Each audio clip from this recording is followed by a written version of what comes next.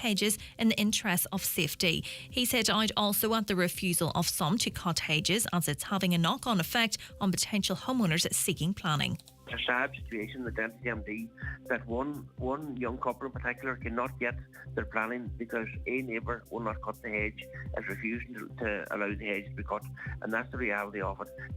That couple in question cannot get a house because somebody will not cut the hedge, and what's going to happen here now, they have no other sites to go to.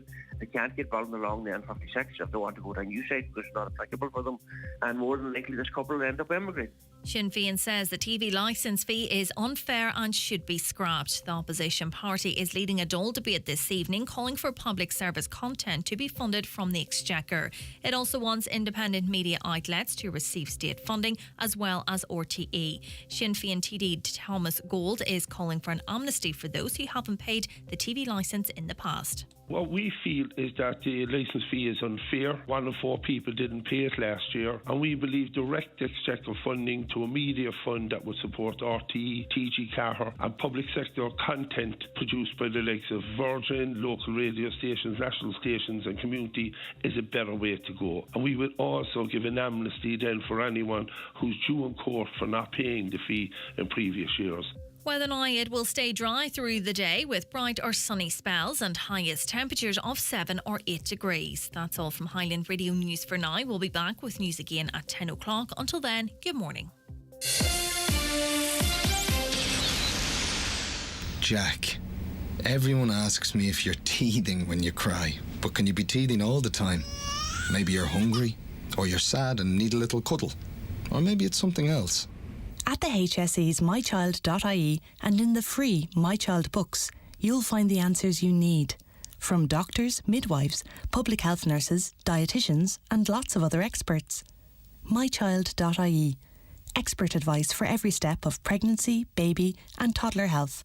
From the HSE.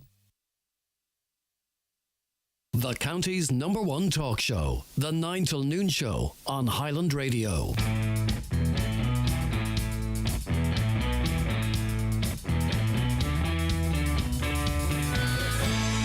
And a very good morning to you. This is the 9 till Noon Show on Highland Radio. It's Donald Kavanagh on the 9 till Noon Show with you until 12 noon today, as the name suggests, as myself and Lee were saying before the news there with Michaela. Today is World Radio Day, and it's a day when I suppose we reflect on the impact radio has made on all our lives, and it's a pleasure for us to be here to provide the service for you, and hopefully we can do it well. If you want to take part in the show today, or indeed any day, you can text us or WhatsApp us on 086 60 25000. You can call 074 91 25000. If you're outside of the dialing area, it's 00353 7491 25000. You can contact us via social media. We're at Highland Radio on X, we're Highland Hub on Facebook, we're across other social media platforms as well, and we are of course broadcasting the show live on YouTube on Highland Radio Ireland and also on our Facebook pages, and you can see the show unfold and any Zoom conversations or studio guests. You can watch those on your various devices through whatever means you have of Chromecasting or watching directly, or all this wonderful newfangled modern stuff that we didn't even think about vaguely existing when we were younger. We'll start as always with the papers this morning. Irish Independent: nurse allowances in public sector pay deal sweeteners. Sweeteners for groups of public servants that include extra pay hikes and allowances in a proposed new national pay deal will cost an estimated €47 million. The fine print of the agreement reveals numerous government commitments to benefit some state employees on top of across-the-board pay rises. It includes a pledge to roll out 3 Labour Court recommendations that would mean significant benefits for nurses and midwives, medical laboratory scientists and HSE managers. Also on the front of the Irish Independent, a very harrowing photograph of 2 women in Gaza. The banner line under it: horror in southern Gaza as 74 are killed, including women and children, during operation to save 2 hostages. And if ever there was an entire news story summed up in one photograph in one sentence, that's it. The Irish Times this morning, HSE aims to cut €250 million spending on outside agency staff. Plans could increase risk of interruptions to key services, especially next winter. The chief executive will halve the number of top managers in switch to regionalisation. Now, this is an interesting one because on the one hand, we do know that the HSE incurs significant agency costs, and we've seen reports in recent weeks, indeed, in the Northwest and in Letterkenny of significant agency costs, both at Letterkenny University Hospital and also in the community health sector right across Donegal, Leitrim, Sligo, Cavan, Monaghan, etc. as well. And on the one hand, yes, indeed, you can say an awful lot of money is being spent. If we stopped bringing in all these agency staff, then we will save all that money, and that's absolutely true.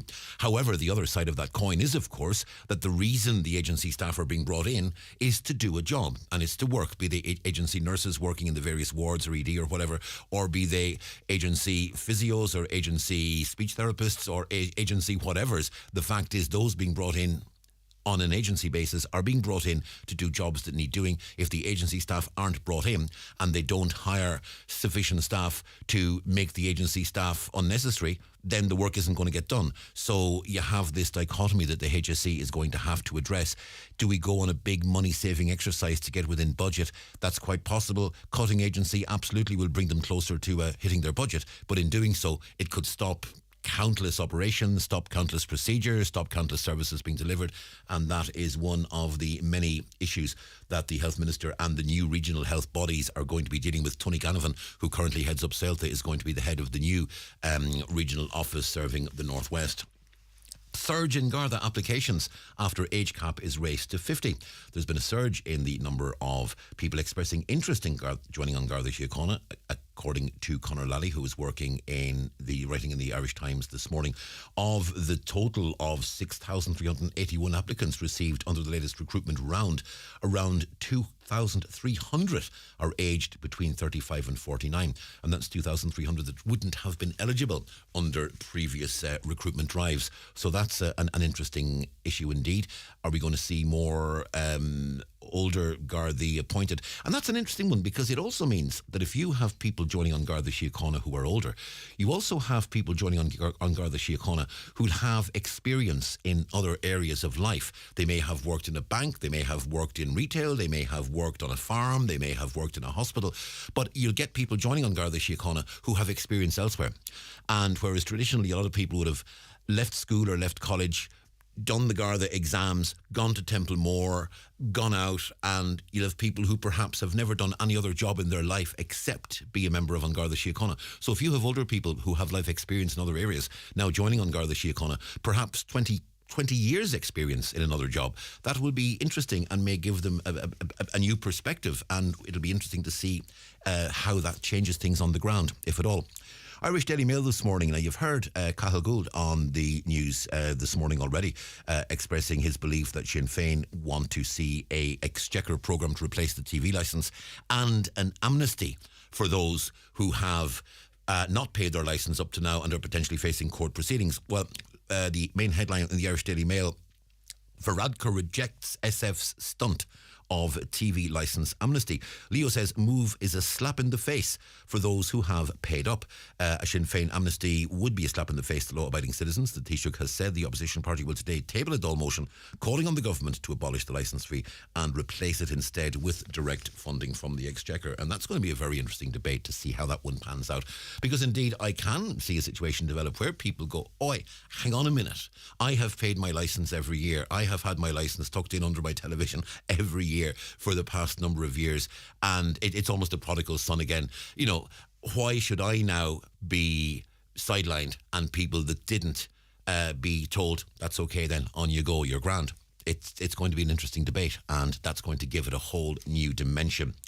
Let's move on to the Red Tops. Irish Daily Mirror this morning: ban the bullies, dangerous dogs clampdown. Now, I must be honest, I am no expert on dogs. I hadn't heard of XL bullies until a tragic case in the UK in the past couple of weeks where a lady actually lost her life. But Ireland should follow the UK in banning unpredictable XL bullies, as they have the potential to kill.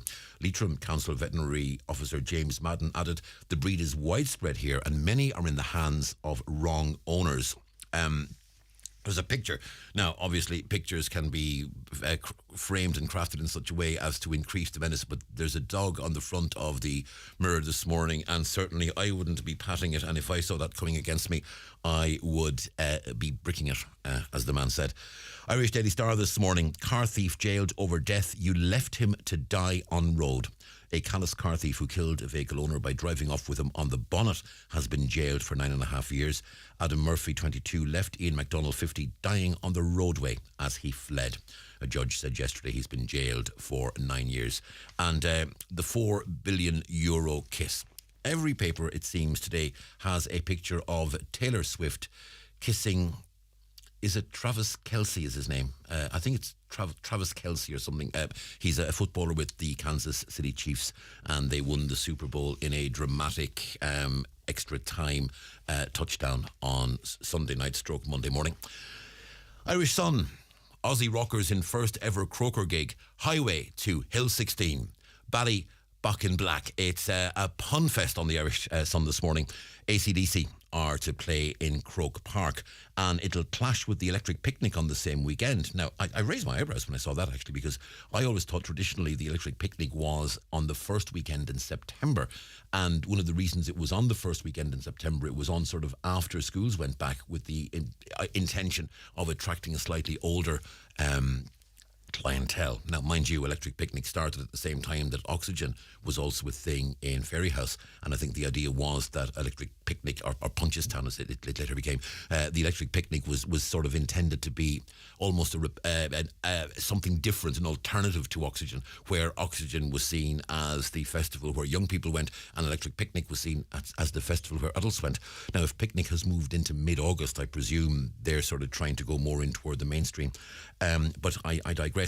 AC/DC playing in Croke Park, and that gig is on in August 17th, as we said, and the tickets go on sale on Friday. I don't know, maybe not. I was at the last 2 AC/DC gigs. I saw them in the Aviva some years ago, and then I was in Punchestown on a rainy, teeming day where AC/DC played, and it was a brilliant gig. And I'll be honest, the gig in the pouring rain out in a field in Punchestown, actually, I thought was much better than the gig under the cover of a stand when it wasn't raining.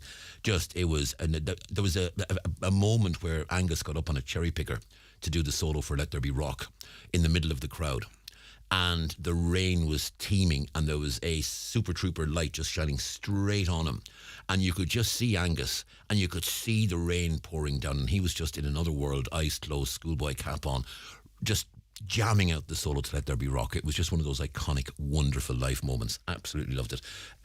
If you haven't seen AC/DC, it's well worth it. They're a little past their prime, let's be honest, but still a great band. It sort of worries me when I think about it. I was wanting to go see AC/DC when I was 17 in school. That's how long they have been around now. 16 minutes past 9. We're going to take a short break. Coming back in a moment, we'll be discussing a very important issue, that of adult education and how those who provide adult education are paid. But for now, as I say, we'll take a short break. Back after these. The newspapers are courtesy of Kelly Centra Mountaintop Letterkenny, the 2022 C-Store National Off-Licence of the Year. The 9 till noon show with Letterkenny Credit Union. Simplify your debts with a debt consolidation loan from Letterkenny Credit Union. Call us on 074 910 2126 or apply online via our app or in office today. The way you eat a cream egg says everything about you. If you eat yours with a teaspoon, that means you like things just so.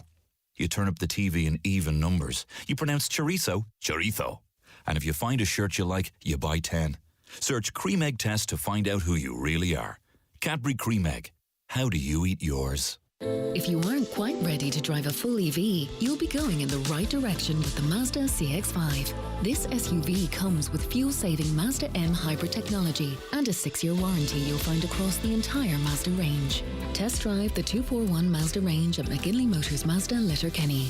Mazda, crafted in Japan. Kada irin da vala tashtul, mala tashtul kosu lumsa. Kada irin da bagashta dealish dira kosu lumsa.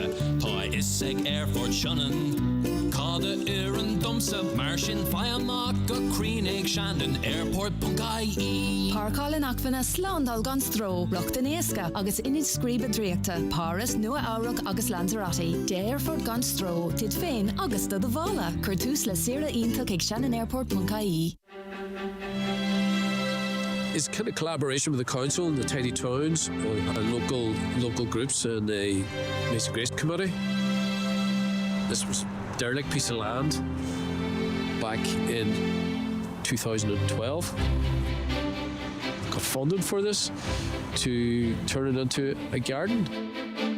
That's Down the Garden Path, a new series Wednesday nights on Highland Radio, after the news at 8 p.m. You're welcome back to Highland Radio's 9 till noon show on a Tuesday morning. Adult education is a very important service and is vital for very many people. Adult education tutors, however, are demanding parity with post-primary colleagues. They're calling for supporters to join them in a protest tomorrow, February 14th, on Kildare Street in Dublin. A letter making a number of points with regards to their pay and conditions has been sent to Minister Simon Harris, joined on Zoom by James O'Keefe, who is the chair of the Adult Education Teachers Organisation. James, a very good morning to you. Good morning, Greg, and good morning to your listeners. James, in terms of the situation that adult education tutors are in at the moment, you have had a long discussion with government.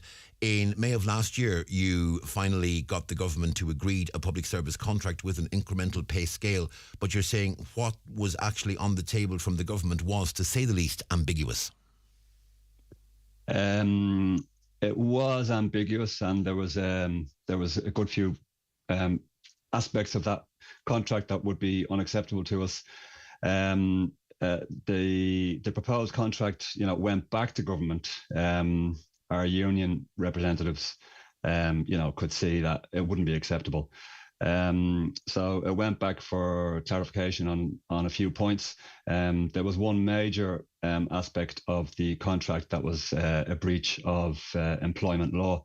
It was a breach of the Part-Time Working Act, which states that part-time workers will be treated no less favourably than their full-time counterparts. So our understanding is that element of the contract proposal, has been changed. But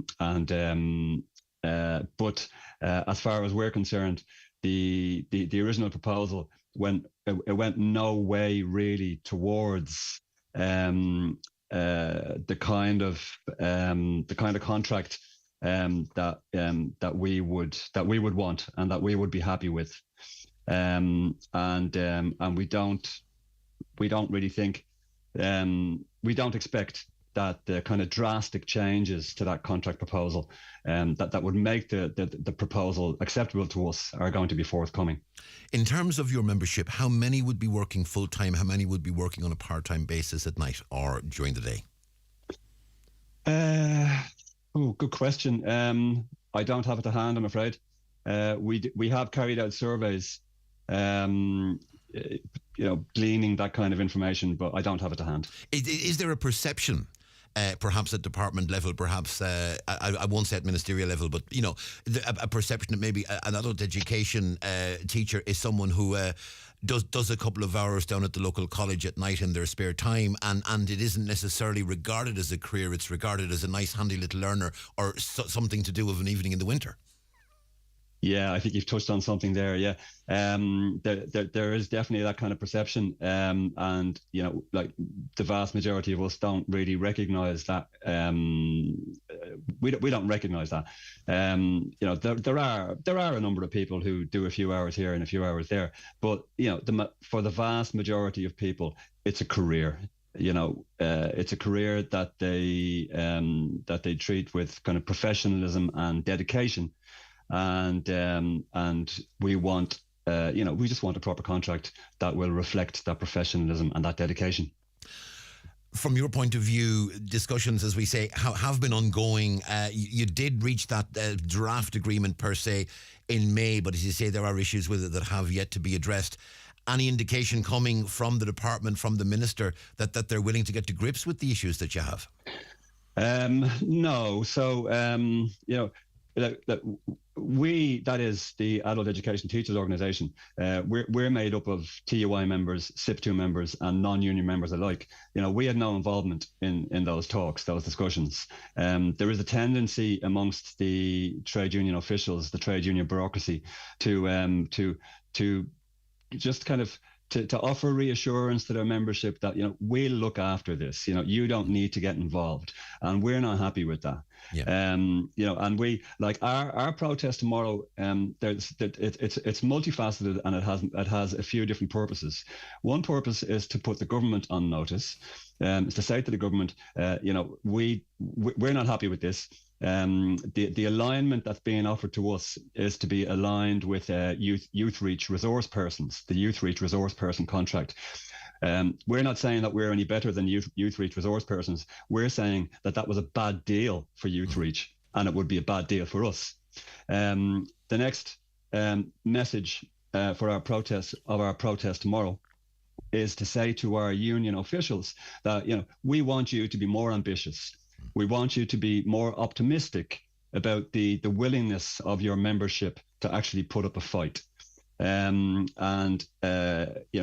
want you to what we want is a fighting trade union movement, standing up for its members, and like we have membership of about just under 400 tutors, and it's a vibrant and enthusiastic and effective campaign, and we want our union officials to look at that and say, oh, here's a big cohort of workers who that we would love to have as members of our union. So why are the union officials not jumping in there and offering something to those people who aren't already union members, but maybe who've been made a bit cynical by years of inaction by trade union bureaucracies? Why are they not offering something to those that would make union membership attractive to those people? And the last thing, Greg, is we're also saying very clearly to adult education tutors all over the country who aren't involved in our campaign that this contract is coming down the line. We're not under any illusion that that protests outside Government House are going to change, are going to radically change that. On the other hand, like it is our protests that have brought us to this point. It was our protests that forced the government to finally offer us that contract and pay scale, even though it's not acceptable to us. But we're saying to adult education tutors all around the country that if you really want a decent contract that truly reflects your work, get involved in our campaign. Come to the protest tomorrow. And look at stepping up the campaign, because that's really what we're going to need to do if we're going to win a contract that really reflects the work that we do. Rather than be tied to various unions and dependent on the unions, be they TUI, be they SIP2, be they whoever, rather than depend on them to negotiate on your behalf, because with all the best will in the world, I mean, I think the TUI is going to go out there, and first and foremost, the TUI is going to be fighting for full-time teachers who work in the secondary sector. That's their bread and butter. That's the bulk of their membership, and that's what's going to be foremost on the TUI's mind. And with all due respect to that union, I'm not sure how much thought the union is going to be given to adult education tutors in the course of the minutiae of negotiations around the table when talking about a public sector pay agreement. Is it time for the Adult Education Teachers Organisation to become a negotiating body in its own right and to actually negotiate your own deal with the Department of Education and the government based on the fact that you have specific circumstances, you have specific needs, and you have specific issues that are not going to be addressed in a catch-all discussion? I think that would be a long way down the line. We would encourage people to join the existing unions, and we really, it's a fight that can be won. We'd encourage people to get in there, get to their branch meetings, get to their section meetings, put in motions for Congress, put in motions to be adopted by their local branch, and fight to turn the existing unions into to become part of a fighting trade union movement, which really this country is badly in need of. I mean, if we look up at the north even, and we look at the great, pretty much general public service strike that they had up there a couple of weeks back, that's the kind of examples that our trade union movement should be looking to. It's been interesting, certainly, having this conversation, James. I'm minded. I recall the long discussion, and there was a long discussion in this county in particular, with regards to school secretaries who were in a situation where school secretaries employed directly by schools were on different contracts to others who were employed directly by the Department of Education. And that was a long campaign, but they did eventually get the parity they needed. And I don't know, are they two analogous situations? But it was done through a mainstream union as well, but they did have their own sort of organisation as such. Would that be an analogous situation? Yeah, sure, it would. Yeah. I mean, I don't think that many school secretaries were, particularly happy with the outcome of that. I mean, they did win. I think their campaign was a victory, but it didn't go as far, I think, as many school secretaries would have wanted, and that's kind of the situation we find ourselves in as well. We have scored a victory. We forced the government to offer this contract and pay scale, but that's not enough for us. We do want more. We want parity. We do the same work. We have full-time, post-primary colleagues in further education and training who do exactly the same work as us. We teach up to level 5 on the National Framework of Qualifications. Those courses are QQI accredited, therefore state sanctioned. It's the state that has decided that we are qualified and experienced enough to teach those courses. The state has decided that. So therefore we should be treated accordingly. We should be treated the same as those people. And there is precedence for this. There are probably many adult education tutors who don't have teaching qualifications. But that's not to say that there aren't many who are highly, highly qualified. Many do have teaching qualifications, but it's the state that has decided, by employing us and putting us in charge of courses that are up to level 5 on the NFQ and are state sanctioned because they're QQI accredited. I just wanted to make a point as well, if I could, just on a local issue, something that's local to Donegal, but not unique to Donegal. There are a number of ETBs, and Donegal is amongst them, that pay their tutors very poorly.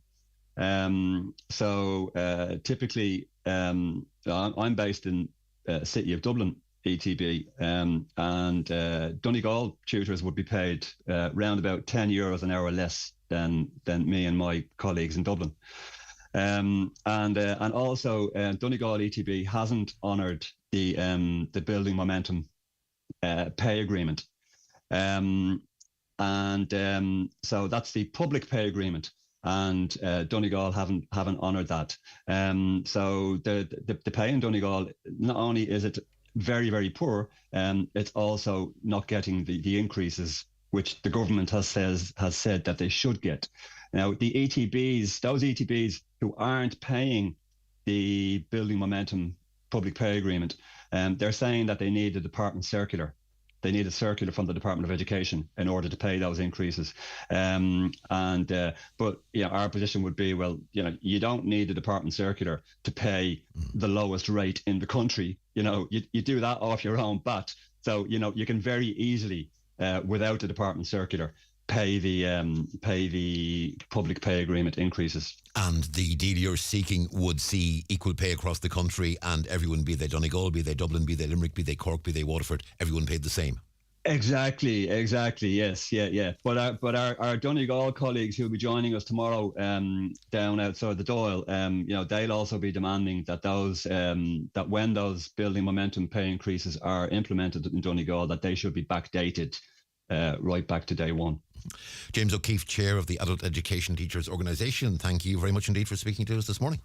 Thanks, Greg. Thank you, James. That's James there speaking to us from Dublin, as you heard. It's Donald Kavanagh standing in for Greg on the 9 till noon show on this Tuesday morning. We're going to take a short break. In a moment, we'll be chatting to the Cathaoirleach of the Lifford Stranraer Municipal District, who will be stepping down from Donegal County Council once we get to the local elections in June. That conversation after these.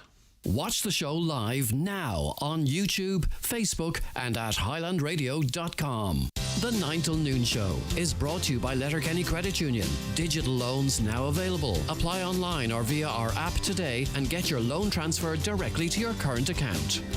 Join the Homeland Agri Ardra team at Ardra Parish Centre on Tuesday 13th of February for their sheep event from 7:30pm. Speakers include Daniel Hessian, nutriist and technical manager at Arrivo, Owen Gallagher, agricultural consultant, and Eleanor Brady, vet with MSD. Refreshments and spot prizes on the night. See homeland.ie for more. Time to support your immune system and gut health. Choose new Udo's Choice Super 8 Immune Microbiotics with vitamin C to support the normal function of the immune system. Illness, poor eating habits and stress affect your immune system and can alter the balance of your friendly gut bacteria. 42 billion friendly bacteria per capsule and vitamin C makes new Super 8 Immune your #1 choice for gut health and immunity this season. Discover the Udo's Choice Microbiotics family range in the fridge at your local health store or pharmacy. Across a wide range of categories, the 2024.ie Digital Town Awards are a chance to showcase your town's digital project. Apply now at digitaltownawards.ie. Brought to you by .ie, Ireland's national domain registry. Terms and conditions apply. Oreo the robot is not just helping with service at Kelly's Diner, he's also adding a little twist to birthdays there.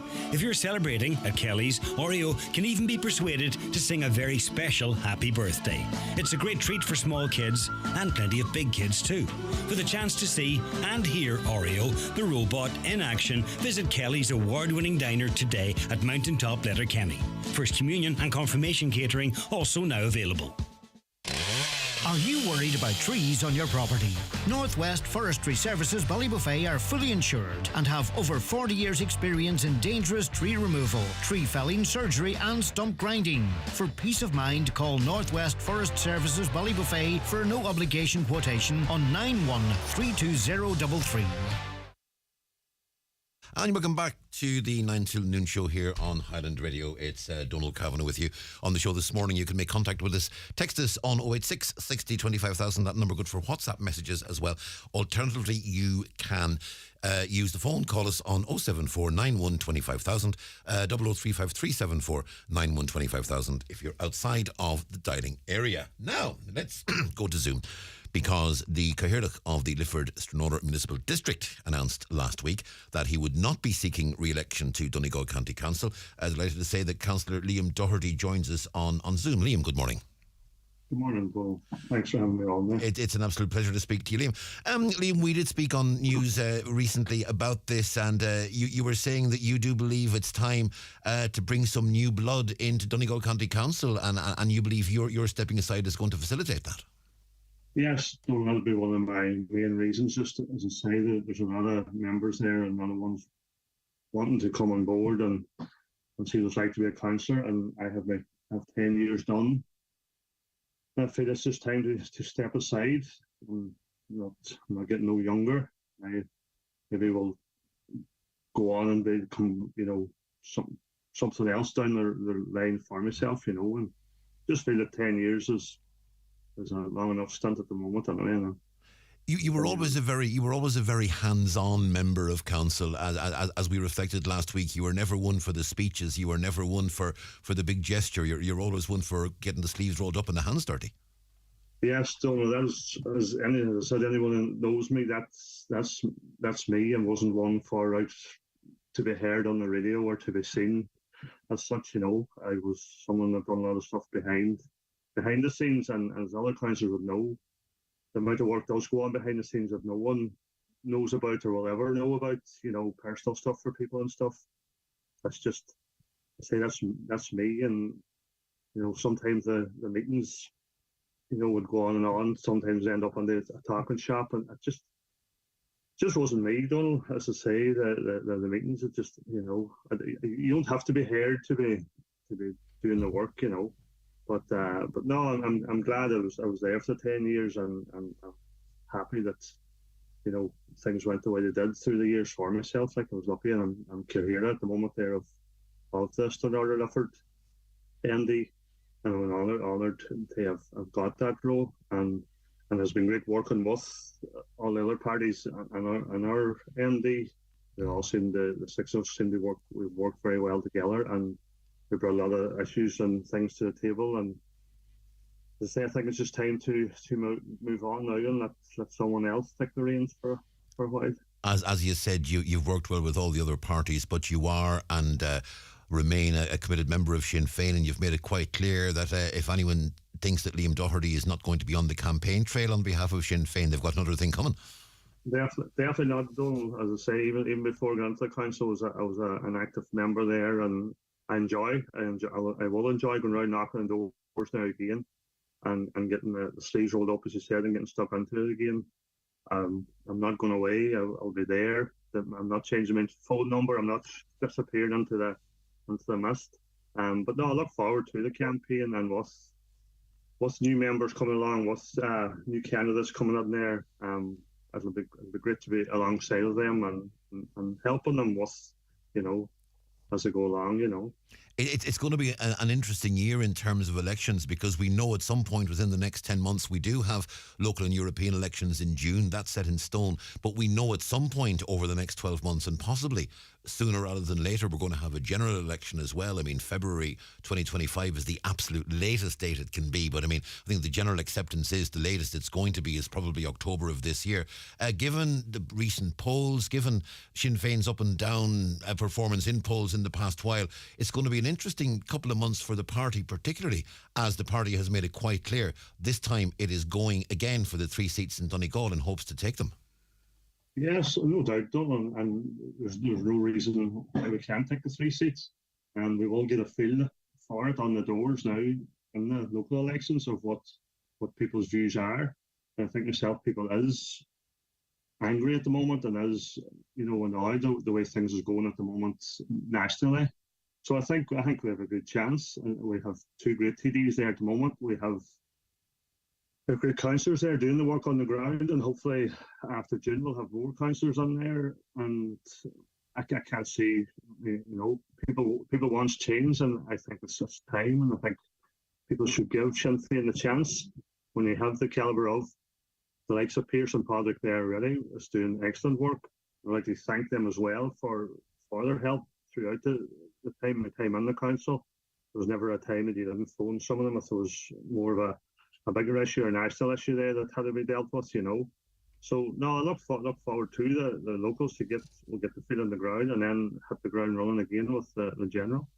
The Lifford-Stranraer electoral area is an interesting one, because all the other electoral areas have their own specific dedicated public services centre.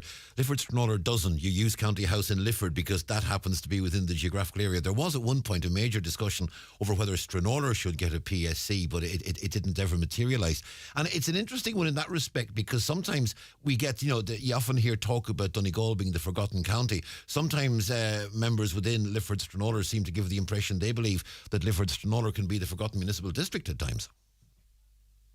And some stages, yes, we have some offices up and Stranraer, the roads office and stuff. Yeah, there we have them up there. But to me, Lifford is the main spot, the main office there, and I don't see why we.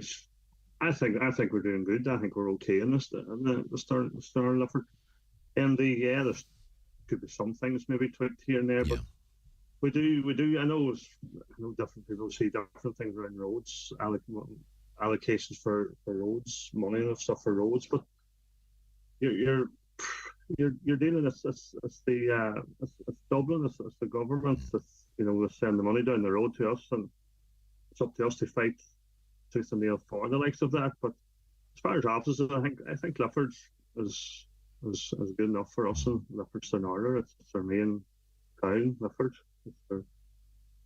No, I think we're doing all right there. As I say, we're getting caught up there eventually, I think there. So And the other thing, of course, is there is a very substantial part of the MD is part of the border. It backs onto right from the border at Lifford Strabane right down toward Clady and beyond. And from that point of view, the border always has an impact on Lifford Stranola and border relations between Lifford Stranola and that part of Tyrone have always been important and have always been a factor in discussions. Yes, like you have that as there's a bit of an issue to a certain extent, but with our working with our own Sinn Féin colleagues and Tyrone, like, you know, it's great as well. Like, we're all the one, and any issues that's appearing to be a cross-border issue there, we're in contact with them. They'll deal with it on their side, we'll deal with it on our side, and we meet regularly, and, you know, you kind of know what's going on there. But yes, in a way, it does, you know, road stops at the, you draw a line and the road gets better maybe on one side and the other, and trying to deal with the two jurisdictions. It isn't ideal. Mm-hmm. It's something that obviously we'd like to see not there, but to me we deal with it with what we can, the way we can, with our colleagues over the fun, you know. So no, I think it's good, you know. Yeah, well, I know you did have a marathon meeting to discuss the county development plan over the past 2 weeks. I think that finished yesterday. That now goes back to public consultation with the idea that maybe the last plenary meeting before the elections will ratify that development plan. We'll see what happens in the meantime. But you know, the meetings you'll be attending are drawing to a close, and from your point of view, that's going to be important. But you know, as far as Liam Doherty is concerned, you have made it quite clear. You know, you're going to be on the campaign trail, you're going to be out there. Is it going to be a little bit easier on the campaign trail without it being yourself you're campaigning for, that you're going to be channeling your interest, be it campaigning for Gary Doherty or be it campaigning for whatever new candidates may crop up I believe there's a selection convention in 2 days' time. So whatever happens, you'll be out there. Yeah, I'll be out there, and I said, well, I'm sure it will be a wee bit more. Will have a wee bit more breathing space, and it won't be the same pressure won't be there. But the excitement will be there, I think, and the drive will be there to elect, where we'll be running 3 candidates on the MD this time. Mm-hmm. And the big push will be there to get them 3 candidates in. And as I say, then we'll be heading into the general election then. So it's exciting times more than anything. And I think, yes, as you say, I think the pressure won't be the same pressure on myself, but at the same time, you know, it's it's hard as well, not campaigning for yourself as such, you know, but I look forward to it. Yeah, we wish you all the best. I would say happy retirement, but I won't, because I know the sort you are, and the sort you are is you'll be out there doing as much work, I suspect, after June as you've been doing before June. It'll just be slightly different kind of work, but I've no doubt you'll be out there. Liam, thanks very much indeed, and we wish you all the best. No, thanks, you don't. And I'd just like to take this opportunity also to thank my constituents that actually text us and the messages on Facebook and stuff there, that the kind words from everyone, and council staff as well there, and my team, the councillors there, the 10 of us in the council. It was a great working with the 10 of us, worked well together, and I'd like to also thank them as well publicly here. Just, you know. Liam, all the best. Thanks very much indeed. Okay, thanks very much. Take care. Going to take a short break. Back after these. The 9 till noon show is brought to you by Letterkenny Credit Union, with monster loans available up to €60,000 for all occasions. Visit letterkennycu.ie. It's time to visit Ireland's newest Lexus dealership, Lexus Letterkenny. With 50 years of experience, you can trust us in this new era of electrification. Experience our all-electrified range, including the stunning ES Hybrid Saloon and our award-winning range of plug-in hybrid SUVs. And view our finance offers, including the all-new LBX. Start your 2-for-1 journey with Lexus Letterkenny Port Road. Lexus. Experience amazing. PDO thread lifts and skin boosters, which rejuvenate the skin by improving facial contours, lifting and tightening the jowls, neck, cheeks and eyebrows, are available at Genesis Aesthetics and Skincare Clinic, Gweedore. To choose the right aesthetic treatment for you, contact Mary Ferry, your aesthetic practitioner. Also offering fat dissolving treatments, dermal fillers and laser treatments for all skin conditions. Hair and makeup packages also available. Genesis Aesthetics and Skincare Clinic, Gweedore. 07495 325 75. Fabric World Maydown Derry biggest ever winter sale now on trend and in stock curtain and upholstery fabrics all on sale. Over 3,000 metres now half price or less. Free curtain design ready-made curtains up to half price and lining from £1 with fabulous rates on the Euro in store at Fabric World Maydown Derry. Do you need a UK address? Save hundreds of euros on custom charges shopping online with Space Hub Dairy. We provide a full virtual address mailbox service for all your business and personal use. Save hundreds, possibly thousands, on custom charges with Space Hub Dairy.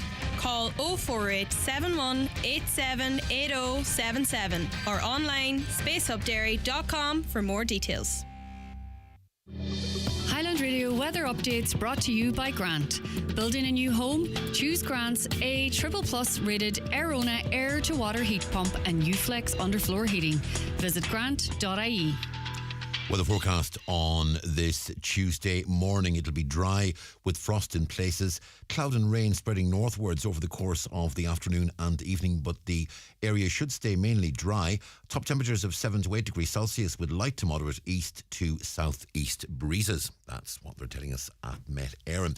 Before we go to our next guest, and we'll be discussing the county development plan in just a moment, I want to tell you about a little competition that's going to run on the show for the rest of this week, courtesy of the Holyrood Hotel in Bundoran. There's a one-night bed and breakfast for 2 people at the Holyrood, champagne and chocolates on arrival, followed by a spa treatment in the luxurious spa at Orchids. Finish off your evening with a 4-course dinner and a bottle of wine in the Watermelon Restaurant. Full use of the Blue River Leisure Centre swimming pool and Canadian hot tub. The spa experience includes a private session in the outdoor hot tub and sauna and a 60-minute spa treatment, each inspired to give you a captivating night's sleep, beginning with a serene back massage, followed by a beautifully soothing scalp, hand and arm massage. That sounds lovely. To be in with a chance to win this fantastic prize, just answer this question, and it is a question which hopefully won't give you too much difficulty. What city is often called the City of Love and is home to iconic sites such as the Eiffel Tower and Notre Dame Cathedral? Which city is often called the City of Love? It's home to iconic sites such as the Eiffel Tower and Notre Dame Cathedral. Text or WhatsApp your answer, name and address to 086 60 25 000 to be in with a chance of winning. That's your answer and your name and address to 086 60 25 000, and please text your answers to that number. Now, you'll have heard on the news with Michaela this morning, and indeed with Don Marie and Michaela all day yesterday, that Donegal County Council have been meeting in session to discuss the county development plan, and there's been a lot of minutiae discussed over the course of that. To tease out some of this and discuss the importance of the plan and these discussions, I'm joined on Zoom by John McAteer, the editor of the Tyrconnell Tribune. John, good to talk to you. And to you, Donald. Good morning to you. And a very good morning to you. I didn't get to Lifford for the discussion this time. I was there for all the discussions on the Letterkenny plan, and I was there for the initial discussions on the county development plan.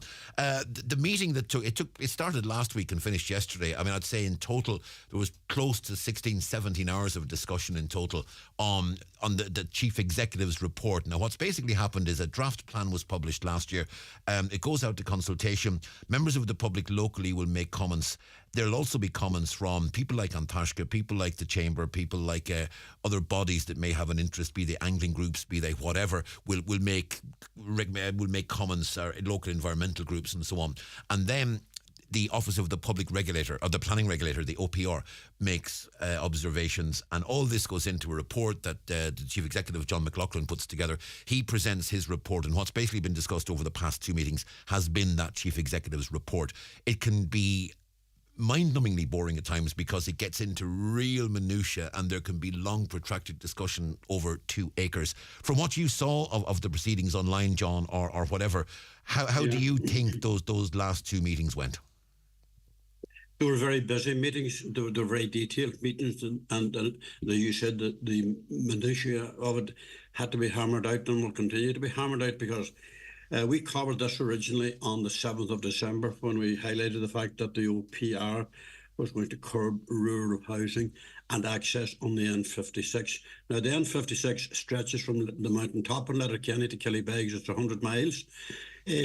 Access roads off that outside of main population centres the OPR is looking at the potential that if you're going to build a new cattle shed and you have 3 extra cows, that if you bring them to the mart or the factory or wherever, it's going to cause traffic congestion. It's one of those layers that stretches way back, and you remember this quite well. Excuse me.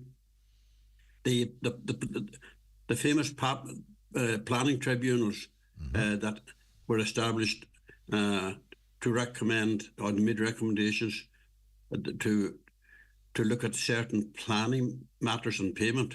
And that was in 1997. It was initially the Flood Tribunal, and then it was the Mahon Tribunal. Lasted for 12 years. Talk about a long meeting yesterday. It cost over €300 million. But I mean, for the context of this debate, I think Liam Blaney put this thing into very strong context last week when he said that he expressed very serious concerns that the type of directives coming from the Office of the Planning Regulator were going to make it virtually impossible for people to build houses in rural areas. And he just warned that the council had to take a stand now, or otherwise there would be no rural housing happening at all by 2030. And if you only sort of try and visualise that rural Ireland, which should be treated as our most vital asset and promoted as such, is being handled in such a negative, restrictive way, more rules, more plans.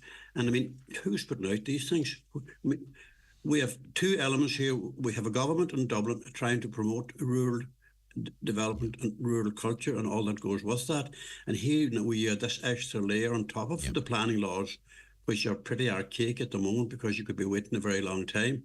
I mean, God help any young couple trying to look for planning permission out in the countryside. And the point's been made that certainly there are parts of the N56 where bringing new access on would cause congestion. There are parts of the N56 where bringing in access on would potentially be very dangerous. But the reality is there are large parts of the N56 where that would not be the case. And, you know, no one knows an area better than the local council and the local planning authority. And really, maybe the point that this was the point made by Martin Harry when we spoke to him between the two meetings, when he said, look, there are issues where there are matters of road safety and matters of congestion, etc. But there are areas where they're not, and there needs to be more leeway. There needs to be more autonomy given to the local planning authority, and a catch-all ban right across the 100 km stretch of road is not the way to be going. Is that not a matter for Transport Infrastructure Ireland? It's TII, it's the council, it is TII, but in terms of the council gives the planning permission on the land itself. One layer of bureaucracy on top of the other. The reality here is what we're talking about this morning. Can young people build houses anymore on the family farm? This is effectively stating that, because there's from my recollection of reading it before Christmas time, being a blood relative doesn't necessarily give you the right to build on the family farm. I think it does. I think everybody should have a right to build on not on the family farm, but in the rural countryside, with the most basic of minimum regulations to encourage those people to come back, build a house, live in rural Ireland, rear children, keep the schools going, because if we're going to allow this here to happen as it now is, schools are going to be severely impacted, health centres are going to be impacted, community groups are going to be impacted, the whole development of the area. Let it be in construction, let it be in housing, let it be in any other aspect of rural life. There's going to be layer upon layer of bureaucracy. You could paraphrase the late John Healy, the legendary John Healy of the Irish Times. Why in the hell is nobody shouting stop to all of this? We carry on. But John, the reality is you and I would have been attending meetings in the 1990s where this exact discussion took place. This issue over people can't build on the local family farm and people can't live in their own areas, and as a result there's a throwback on the local school and on the local GAA club and on the local community. That discussion was being held 30 years ago. Absolutely. I mean, we're talking about planning regulations being too slow 30 years ago. They've probably got much worse ever since that, because young people face nightmares, they face cost, they face so much regulation and so much further information sought. It could be years before they could actually start building their house. That would need to be removed instead of adding more chaos to it. And this is where we're going, and that is what's happening. But I mean, does it not reflect to a great extent that rural Ireland, bureaucracy is driving the whole heart out of rural Ireland? driving a stake right through the heart of any further development on the rural countryside. And you have the added fear as well now that because they're talking about the viability of local urban areas, that the fear now is that what's going to become an issue is that, people are going to be told, no, you can't build on the family farm because there's room in the nearest town, there's still capacity in the nearest town 10 km away, and what we want to do is make sure that the nearest town 10 kilometres away is full before we start building in the country. So that's going to be another issue, and that's come in the past while. Councils and the departments should be promoting rural development rather than hindering it. I mean, why should people want to live in the nearest village 10 kilometres away?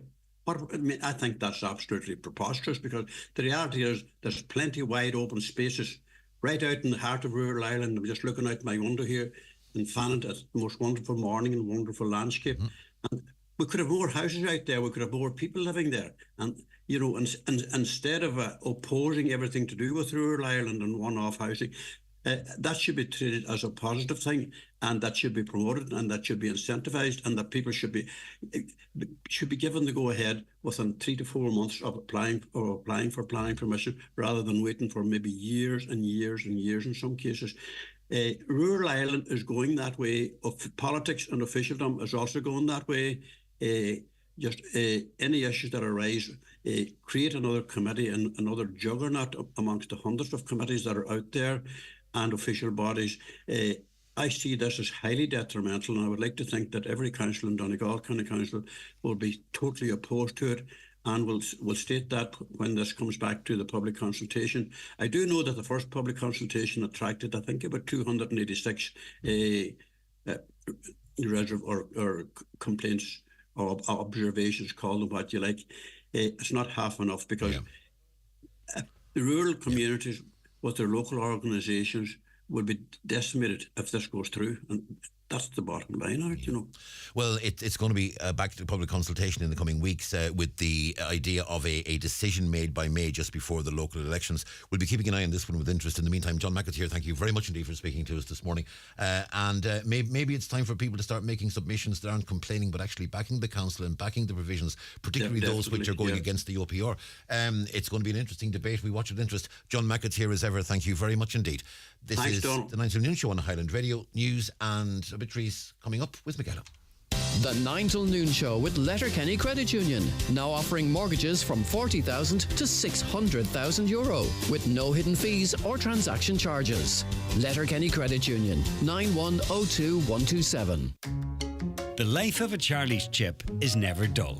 Once they're selected, they're off to Charlie's, where they lose the jacket, have a nice wash, and once they get into shape and get ready, out they go to meet the public, side by side with a nice burger, some fish or chicken. Enjoy Charlie's Chips to sit in or take away daily from 12 to 8 at Pierce Road, Letterkenny. When the hunger hits, pull into Charlie's.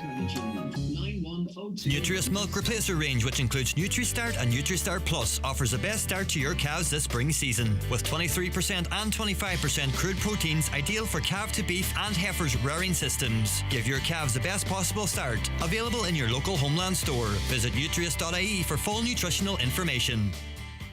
Are you building, rebuilding or renovating? What heat pumps or solar panels would suit your build? Come along and speak to the experts, Efficient Renewables on heat pumps and solar panels. Get advice on installation and grants available. Visit the Efficient Renewables showroom in Newton Cunningham and see these products in operation for yourself. This Valentine's Day, there's a free box of chocolates with every 12 roses while stocks last at Annie's Flowers and Gifts. Call 917740 or order online at anniesflowers.ie, and with an air code, your flowers will be delivered direct to your loved one. Make it special this Valentine's Day with Annie's Flowers and Gifts, Lower Main Street, Letterkenny. Harkins have been providing customers with quality fireplaces, stoves and electric fires for over 30 years. And now you can experience the elegance of luxurious worktop from Harkins. Their experienced craftsmen can fabricate marble, quartz or granite worktops to your specification. So, if you're planning a new kitchen or bathroom or upgrading your existing one, Harkin Fireplaces can provide a quote for your quartz, marble or granite worktop. Visit their showroom in Ballybogan, Lifford, or call 9141109 or visit them online at harkinfireplaces.ie. Live on air, online and on the Highland Radio app. This is Highland Radio News. Good morning, I'm Michaela Clark with the news at 10 o'clock. The Enterprise Minister is accusing Israel of behaving like a monster and a rogue state. Pressure is mounting on Israel over the ongoing conflict in Gaza amid growing calls for a ceasefire. The US President said innocent people in Rafah need to be protected. Speaking before Cabinet, Minister Simon Coveney says Israel needs to start listening. It is not acceptable effectively to behave like a monster to defeat a monster, which is what Israel are now doing. And Ireland has been using its voice internationally to try to build consensus within the European Union to stop this madness. And we need to continue to do that forcefully, in my view. The new Donegal County Development Plan is due to go back out to public consultation in the coming weeks. Councillors met yesterday to consider the Chief Executive's report and recommendations from the Office of the Planning Regulator. Members proposed and agreed a number of changes, which mean elements of the plan will now be edited before the public will once again be asked to have their say. The Office of the Planning Regulator will too review the changes and make its own recommendations. The County Development Plan must be agreed by May. Meanwhile, the Gairloch of the Glenties Municipal District believes the new county development plan must include a policy to ensure more responsibility is put on private landowners to carry out hedge cutting. Councillor Michael McClafferty says greater enforcement is a must to put more of an onus on landowners to maintain hedges in the interests of road safety. He's hit out also at the refusal of some to cut hedges, as it's having a knock-on effect on potential homeowners seeking planning. It's a sad situation, the Dentist MD, that one young couple in particular cannot get their planning because a neighbour will not cut the hedge, is refusing to allow the hedge to be cut, and that's the reality of it. That couple in question cannot get a house because somebody will not cut the hedge, and what's going to happen here now, they have no other sites to go to. They can't get building along the N56 if they want to go to a new site because it's not applicable for them, and more than likely this couple will end up emigrating. The Taoiseach says it's just wrong to call for an amnesty for those who haven't paid their TV licence fee. Sinn Féin is tabling a motion in the Dáil later calling for the fee to be scrapped and replaced with exchequer funding for public service media. The party also wants an amnesty for those facing prosecution for not paying it. But Leo Varadkar says that's not fair on those who obey the law. I actually think for a lot of law-abiding, decent people who pay their bills, who pay the TV licence, they'd be quite annoyed actually at the thought that people who don't pay their way, don't obey the law, would somehow get an amnesty from Sinn Féin. And I think that's just wrong, and we'll be opposing it here in the Dáil in the vote on Wednesday. A contractor has been appointed to deliver the Eat Out outdoor dining infrastructure project in Letterkenny. Works are due to commence next week outside An Greenan Theatre to provide a sheltered communal outdoor dining space. Provisions are also being included to facilitate performances in the area. Cahirlock of the Letterkenny Milford Municipal District, Councillor Kevin Bradley, says it will be a huge boost for the town. It'll be great for the facility on the Port Road there to get a Eat Out and have it sheltered, and the whole work's done there at the Greenan Theatre. It's a great spot. We're delighted to see this coming. Anything on the Port Road would be brilliant to see things happening on the main street there. That's what's needed in this town, is a bit of positivity. A new electric vehicle charging point has been rolled out in Donegal. ESB say the facility at Donegal's service station Ballybuffet Road can provide 100 kilometres of charge within 6 minutes. The utility says innovative charging hubs will play a key role in supporting Ireland's EV transition. Weather now, it will stay dry throughout the day with bright or sunny spells and highest temperatures of 7 or 8 degrees. That's all from Highland Radio News for now. We'll be back with an update again at 11 o'clock. Until then, good morning. The obituary notices for this Tuesday morning, February the 13th. The death has taken place of Mary Doherty, Sean Summerhill Moville. Removal from the Eternal Light Chapel of Rest, Letterkenny, this afternoon at 2 o'clock, going to her late residence. Funeral leaving there on Thursday morning at 10:30, going to St Pius X Church, Moville, for Requiem Mass at 11 o'clock, followed by burial afterwards in Bocken Cemetery, Culdaff. Mary's Requiem Mass can be viewed live on the parish webcam. House private, please, from 10 o'clock until 11 o'clock.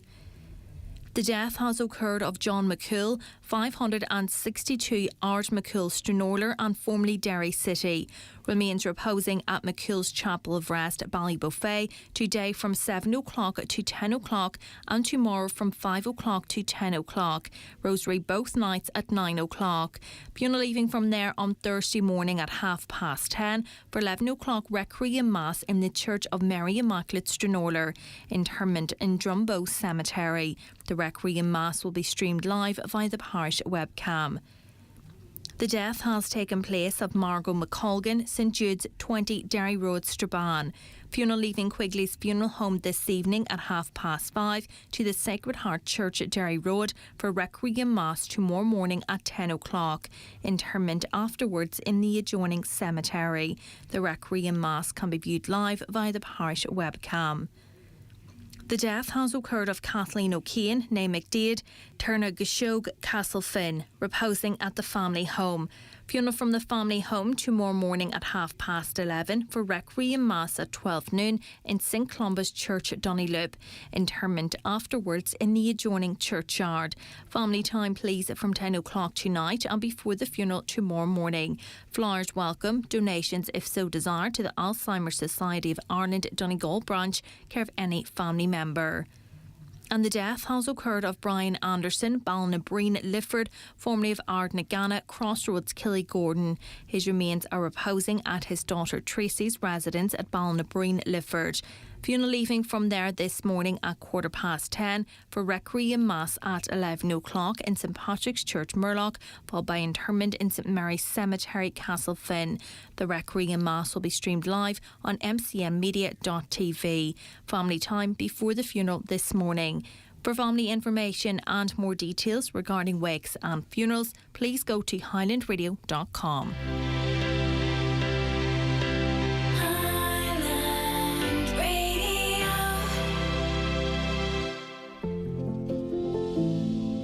This Valentine's Day, let the one you love unwrap Lindor. Irresistibly smooth melting chocolate from the Lindt Master Chocolatier. The perfect gift this Valentine's Day. You choose the moment, we'll provide the bliss. Lindor from Lindt. You're welcome back to the 9 till noon show on Highland Radio. It's a Tuesday morning. It's specifically Pancake Tuesday morning. It's the 13th of February. And I did say to Lee just before we came on air that I would not be eating pancakes today because I was going to be a good boy. And then Martin Anderson dropped pancakes up to Highland Radio. I am not a good boy. Absolutely lovely, I have to say. Pancake and a cup of coffee now over the news, and that was just what the doctor ordered. And just to let you know, by the way, that Martin Anderson, the proprietor of Sonder Cafe on Pierce Road in Letterkenny, is giving away traditional vegan and gluten-free pancakes on today from 9:30 until 3:30 in lieu of donations to Jigsaw Donegal. Now, Jigsaw are located down the road, I mean, literally about 4 doors down from Martin, the Jigsaw premises on Pierce Road, and they offer a fantastic service helping young people with their mental health, and Jigsaw do a fantastic service, and Martin Anderson makes damn good pancakes, I have to say. So if you fancy a traditional vegan or gluten-free pancake, you can get one in Sonder and make a donation in support of the work of Jigsaw. A message came in while I was talking to John about the county development plan, just wondering, what about the submission from the redress focus groups to the county plan regarding there being no mention of defective blocks anywhere in the draft plan, and their proposals for a temporary accommodation for those displaced due to their defective concrete homes? We will certainly put that query to Donegal County Council. Yeah, just a message from Radio Centre Ireland, and we mentioned this at the top of the programme today, is World Radio Day, celebrating radio as the medium that's closest to people's hearts and minds, providing news, entertainment and education in all corners of the globe. Studies have repeatedly shown that radio is the medium that people trust most, rating radio as a trusted medium significantly more than television, the internet, social networks or newspapers. What a great time it is to be celebrating World Radio Day in Ireland, when last week's JNLR figures revealed a record high of 3.4 million people in Ireland tuning into radio every single weekday. More people are listening to radio than ever before. Friday, February the 13th was proclaimed as World Radio Day by UNESCO in 2012 and endorsed by the UN General Assembly Assembly as a UN International Day, and the day recognises radio's remarkable past, relevant present, and exciting and dynamic future. So happy thanks to you, listeners, for making such a huge numbers and listening in them. It means a lot, and a very happy Radio Day 2024.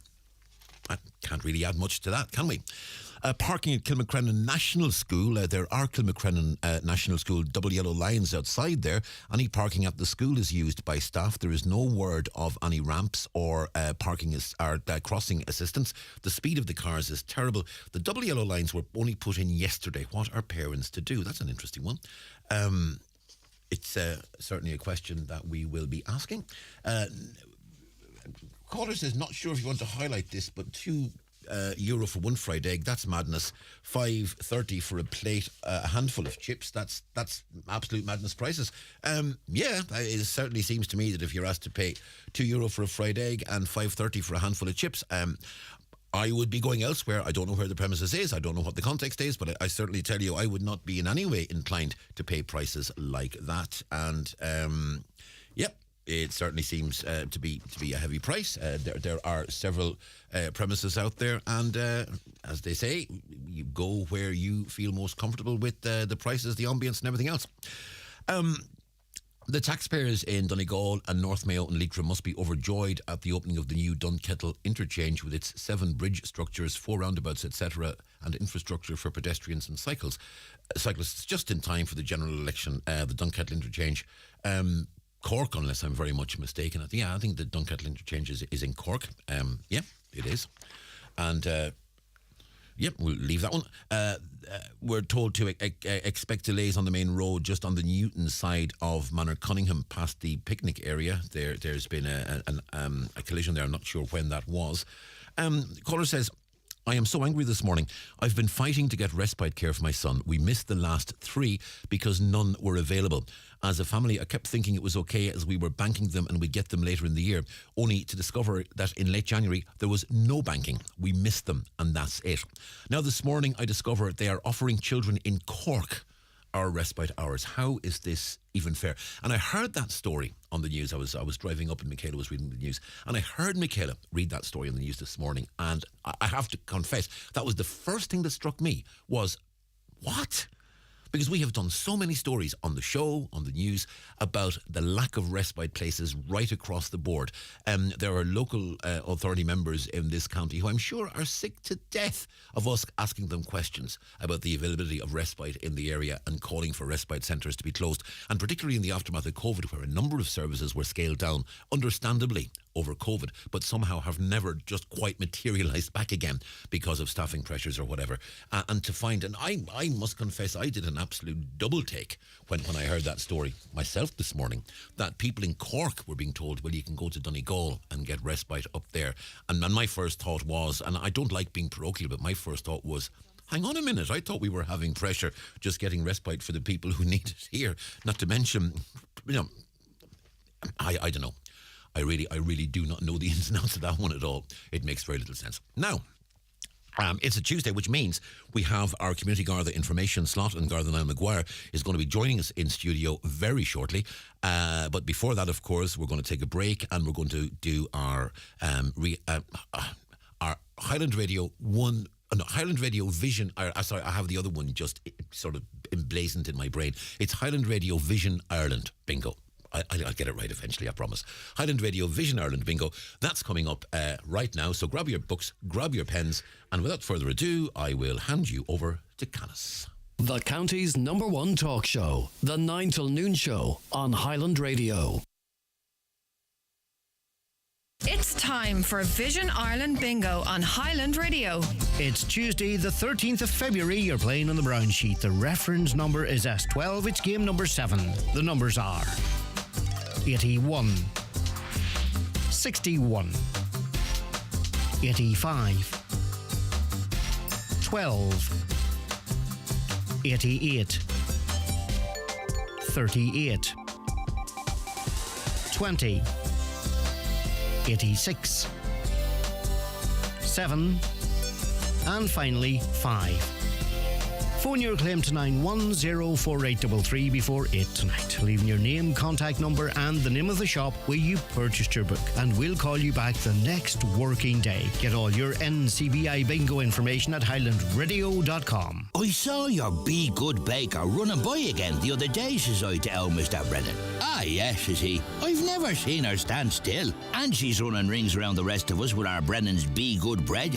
Only 60 calories a slice. 60 calories, says I. That's just a whole meal, is it? No, says he, it's the whole meal, the whole grain and the white. 60 calories a slice and high in fibre, whatever way you slice it. That's why anything baked is better with Brennan's. Today's bread today. What if there was no war of independence in Ireland? No civil war, no partition? What if Ireland was still a part of the United Kingdom? Letterkenny Music and Drama Group present The Alternative in Ongrianon Theatre. I never thought I'd see the day that Irish people might vote to leave the UK. Friday the 16th and Saturday the 17th of February at 8 p.m. For tickets, contact Ongrianon at 07491 20777 or www.ongrianon.com. The 9 till noon show is brought to you by Letterkenny Credit Union, offering low-rate car loans with fast approval. Apply online at letterkennycu.ie or in office today. This is the 9 till noon show on Highland Radio. As we said, it is a Tuesday morning, which means it is time for this. The Community Garda information slot is brought to you by Sheridan Security Systems, protecting what you value most. Call today and get your zero-wire alarm system from €299. Sheridan Security, 91-26025. This is the Community Garda information slot on Highland Radio. Delighted to say we're joined in studio this morning by Garda Niall Maguire from Milford Garda Station. Niall, good morning. Morning, Donald. Good to see you now. A number of items to look at on the programme this morning. And we're going to start with something you don't get very often, and that's a very, very heavy stone crusher taken from the vicinity of Castlefin. Yeah, this was taken from right on the border with Tyrone at Fern, Castlefin. It's a blue Pegson stone crusher, and it weighs about 42 tonnes. It's, like I say, it's blue in colour.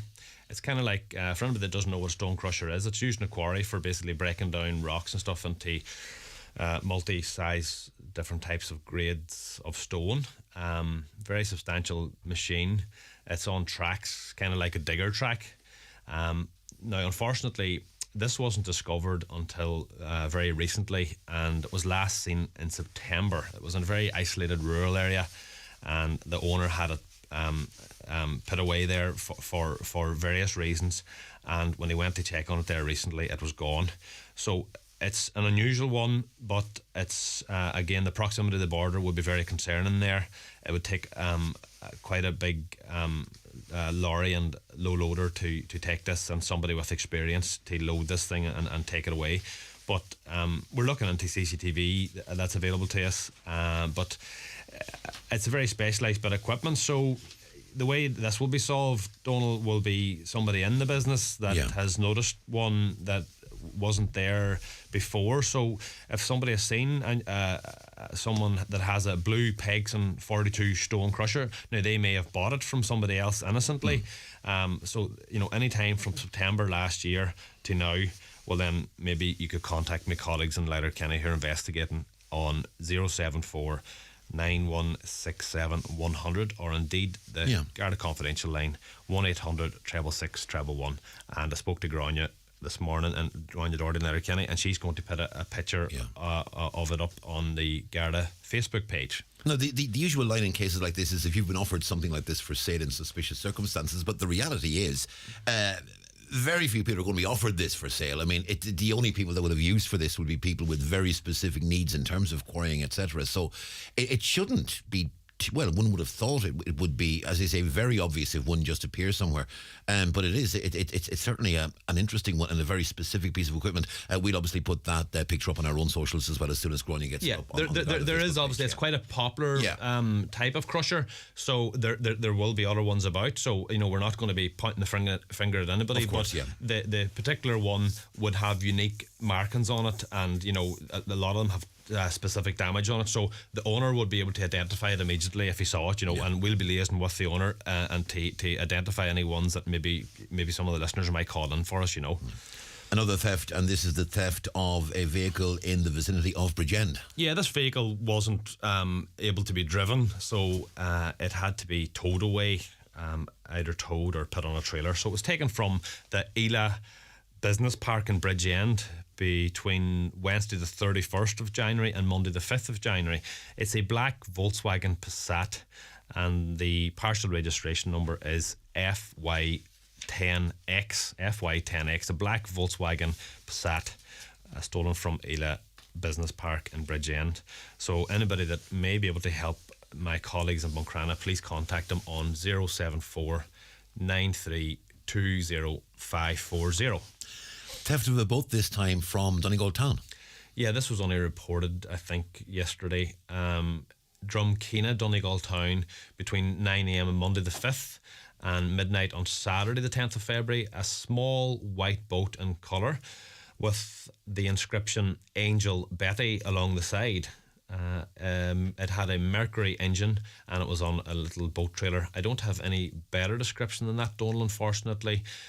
Again, Grania said that she's contacted the investigating guard, and we're trying to get a photograph of that on our Facebook page, and my colleagues in Ballyshannon are investigating that, and they can be contacted on 071 9858 530. And I suppose really when we're looking at this one, there will be a lot of stuff on trailers in houses, be they boats, be they even caravans, other equipment, and that sort of thing can be susceptible to theft, and we don't necessarily take all the security precautions we should be with things that are in our driveways. Yeah, a boat and a trailer and an engine is a high value item, and we are a coastal community here in Donegal, and every year we have boats and trailers stolen, and unfortunately it's the ones that are stolen are the ones that are easy stolen, or Donal. They're unsecured. That they're not maybe locked away with maybe a camera or a light or a gate or something in front of it. It's just somebody pulling up and hooking it on, and it sometimes can be just a chance crime that somebody's just like a creeper burglary type thing, Donal. There's going to be more advice on specific boat security that's going to be posted, as you say, on the page a bit later on today as well. So people who do have boats, and I'm sure there are specific measures people can be taking. So a lot of that's going to be put up on the Garda Síochána Donegal Facebook page later today. Yeah, because again, boats are the kind of thing that some people store near the coast and then maybe overwinter them then in their own maybe a house or shed or driveway or whatever. So there will be a specific advice on the Donegal Garda Síochána Facebook page, and encourage anybody just to subscribe to that page, Donal. Yeah. Twinishone now, and a number of incidents of a very similar nature that occurred on Friday last. Yeah, there's a gang of young fellas that in the wee hours of the morning, Donal, are going around and harassing people by throwing things at their houses. In this situation, they were throwing eggs. Now, they may think this is funny or that's not frightening to people that are living in houses, but I can assure you, Donal, if you're in your bed at 2 a.m. and you hear a bang in the window, you don't know what it is, and it can be very frightening, and it can be very disturbing for an elderly person. But the details are as follows, Donal. The first one occurred at just before 1 a.m. on Friday the 9th of February at Tulnaree area of Carndonna. Objects were thrown at the bedroom window, and 3 male youths were captured on CCTV, and they were aged between 15 and 18. And we have that CCTV, and we're examining it, Donal, and comparing it to other CCTV. It transpired in the morning that eggs had been thrown at the windows and walls of the property, and then later on in the morning at 1:50 a.m. at Donna Park, Carndonna, a number of male youths were observed beside a car parked in the driveway.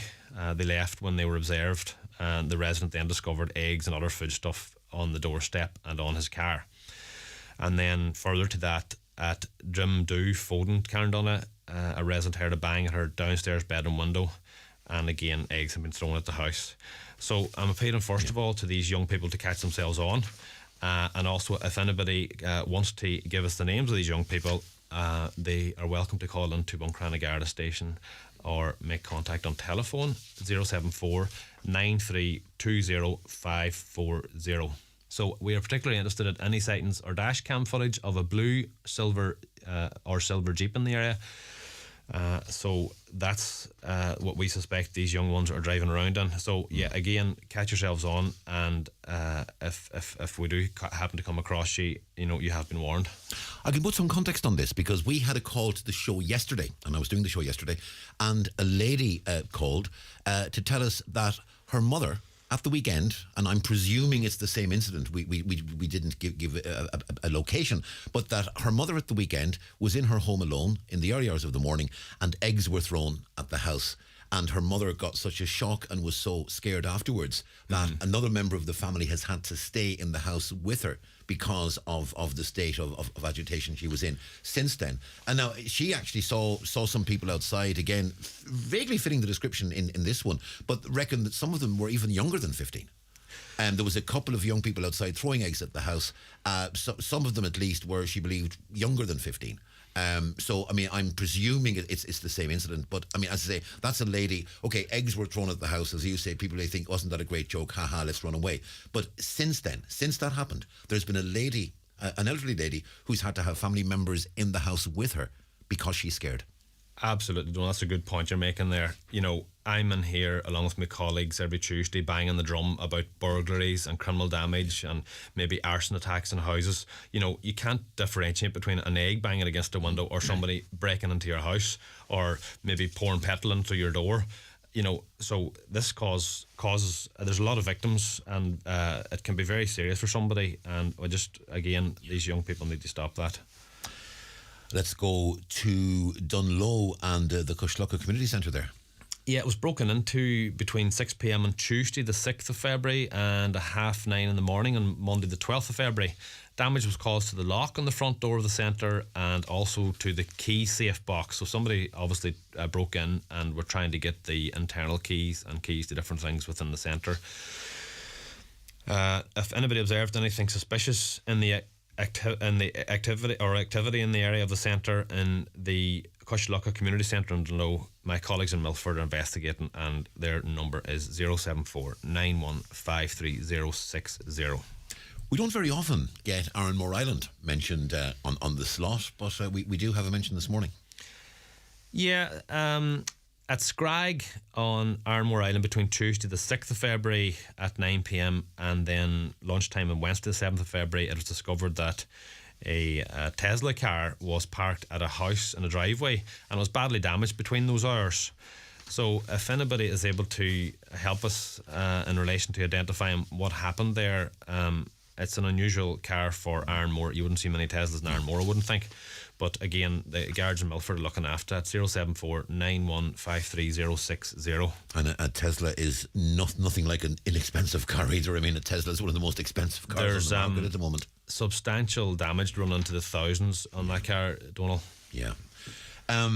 One of the things that's often highlighted on the slot is the marking of property and the importance of having, and this maybe goes back to what we were saying about boats and trailers and that as well. And there will be a property marking function taking place in Inishowen later this month. That's correct, Donal.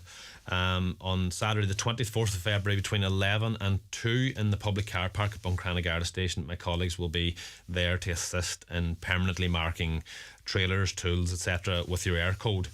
The machine that we can be used on all different types of surfaces, including metal, carbon fibre, wood, plastic and even glass.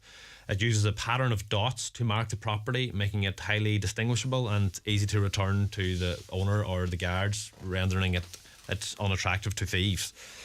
So you don't need any appointment, just turn up at Buncrana Garda Station car park between 11 a.m. and 2 p.m. on Saturday the 24th of February. We'll be delighted to mark your property for you. And as you said, I mean, things can be painted, things can be disguised, things can be altered, things can be taken away or added to, but that air code stamp is going to stay there, whatever happens. Yeah, they're covertly and overtly marked. We have a system in place so that whenever property is recovered by ourselves, we have certain places that we tend to look for possible markings that we've previously done.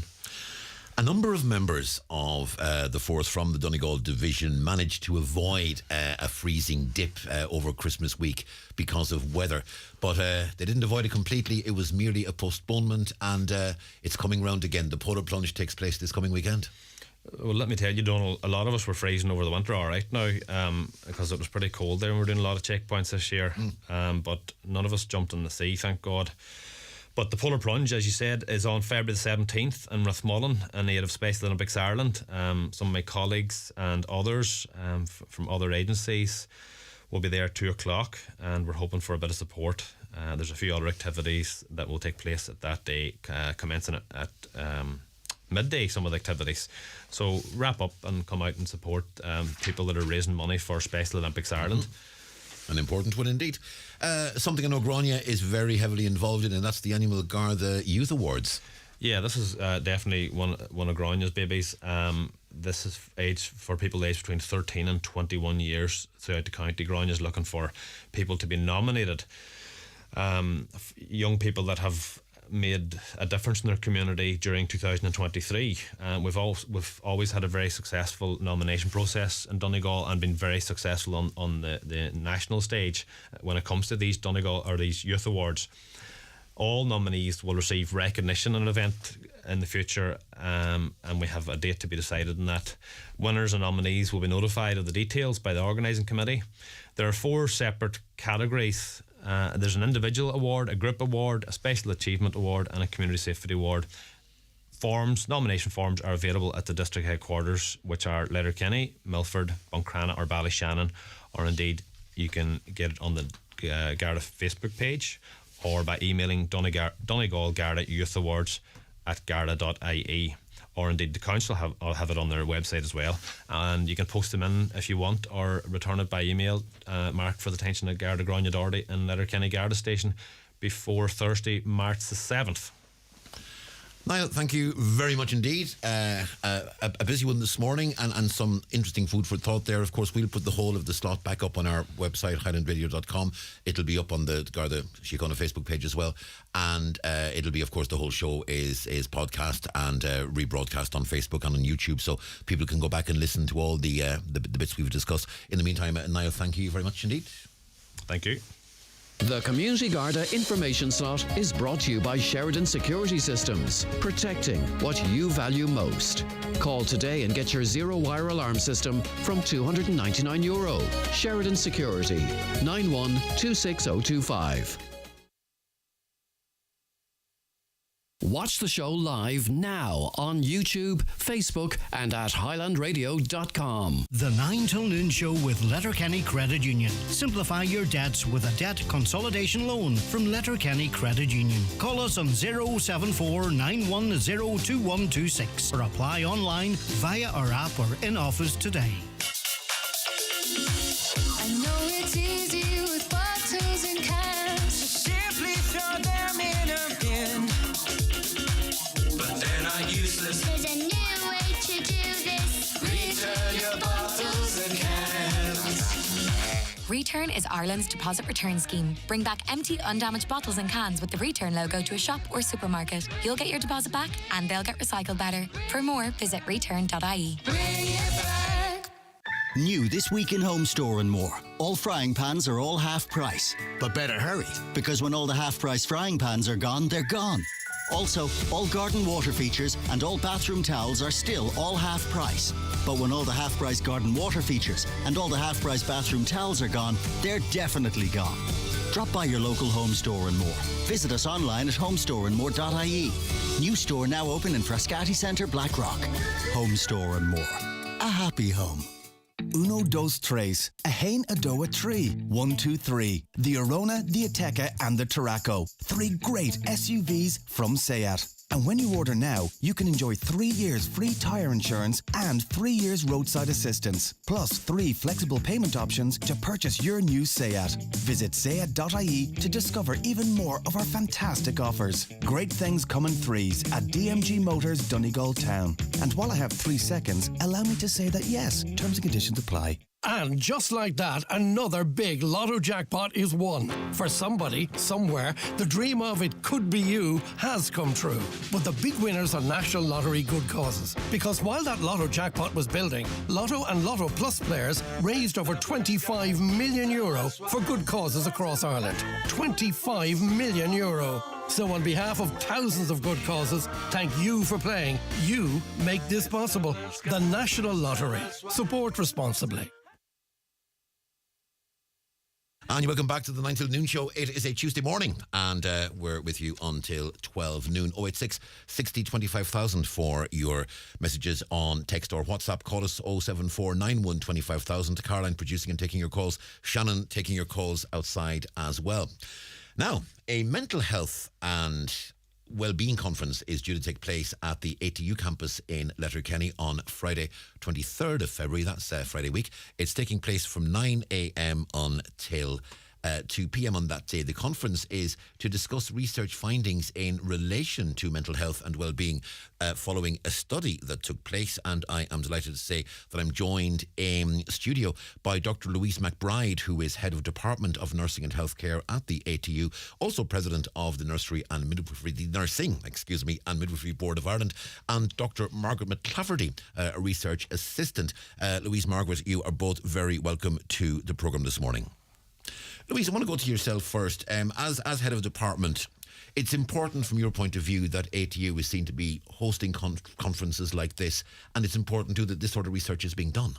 So good morning, Donal, and thank you for having myself and Margaret here this morning. So absolutely, conferences like this are so important, and the theme of college students' mental health and well-being, as we well know, is very contemporary, not just since the pandemic, but from an academic point of view, in the higher education, in secondary, and even indeed at primary level. So mental health and well-being is of everybody's interest, and for listeners, even as a parent or somebody who has mental health, or indeed somebody who is working in that area, it's very, very important.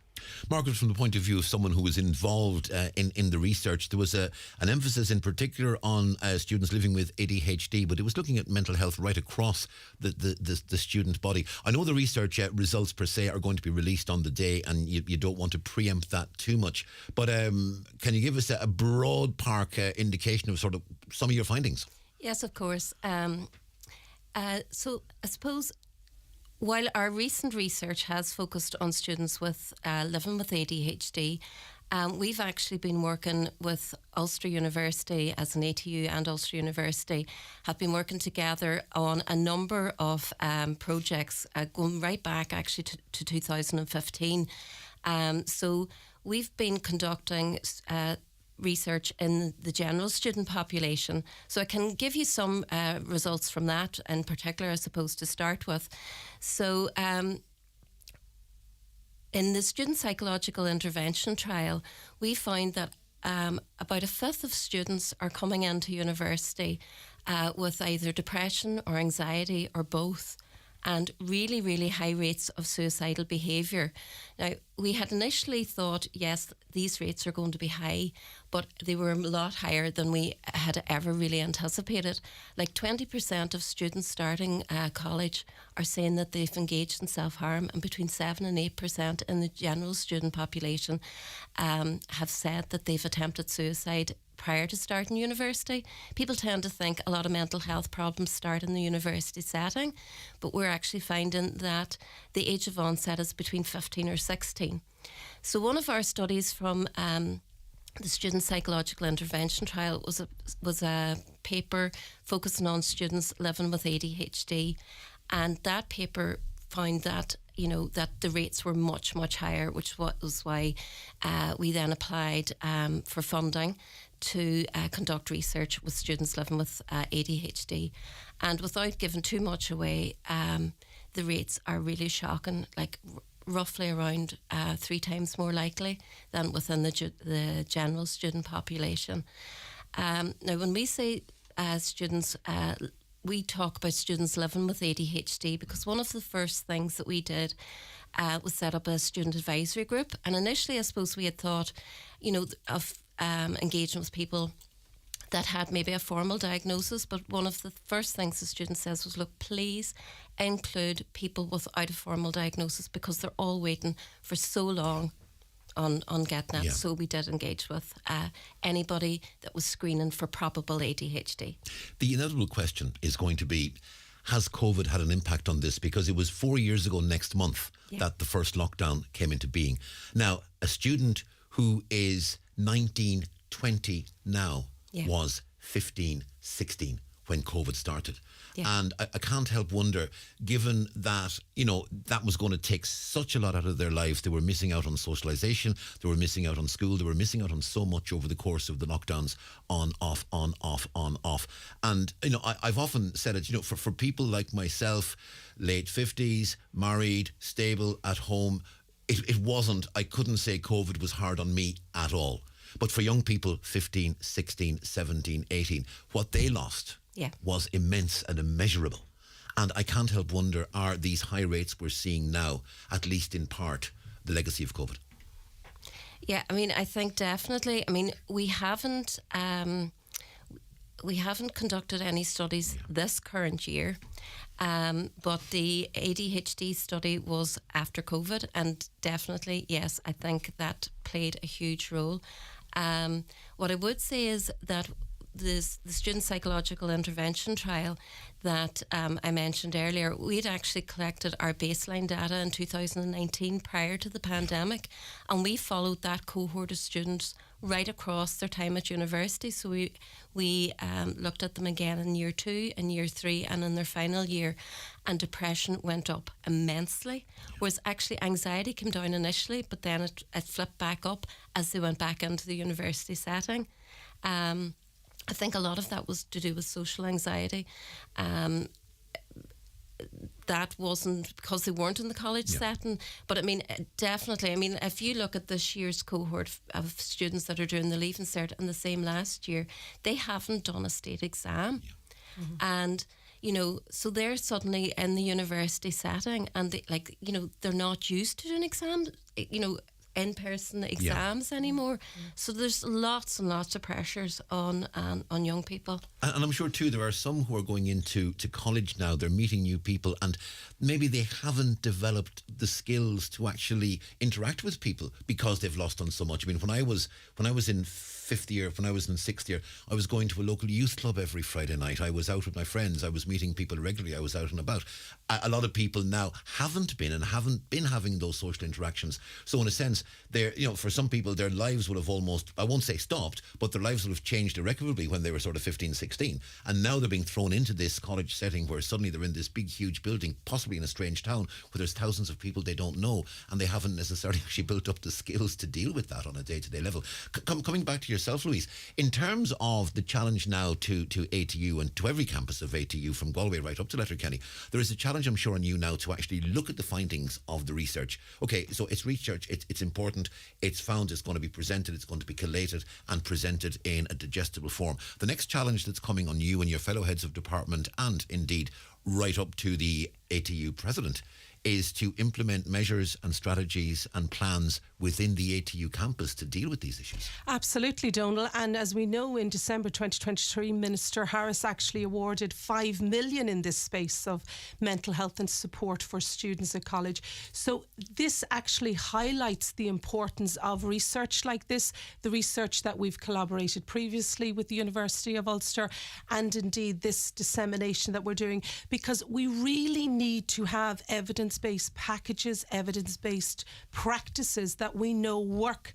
And the voice of the student is so important, and that's why this research is really at the heart of what works for the student with ADHD. How can we enhance their mental health and well-being?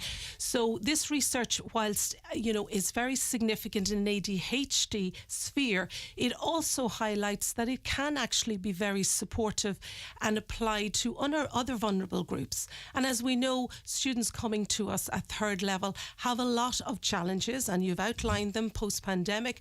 We don't deny that the pandemic has had an impact on it, But it's so important that we now focus that funding that Minister Harris has given us, and 431,000 was actually awarded to ATU, and that's the highest in the country. So with the President and our VPs and as faculties, we must make sure that we invest that money wisely in evidence-based practices and programmes that the students will really benefit from. And obviously this research is going to have a huge impact in terms of informing that decision-making process. Absolutely. And I would like to highlight that the conference is very much about, when we opened up the invitation with regards to, we had, an immediate response. So there's a huge interest in this space from stakeholders, but we really want to draw on, obviously, the public, those living with ADHD, living with mental health, those working, and particularly in the whole area of further education, higher education, and as we've outlined, not just primary and secondary levels. So we have a huge, interest in the area, and we're delighted to share our findings. And as well as having the presentations from the academics and from the research from Margaret and others, in term at that conference, will there be students presenting as well? Will the voice of the student be heard directly on the day? Absolutely. We have some of our students who are actually part of the research, and we have recordings. Obviously, some of the students have now moved on and they're working in their own relevant disciplines, but we felt that was so important, and so we have a comprehensive presentation that we've pre-recorded for the conference.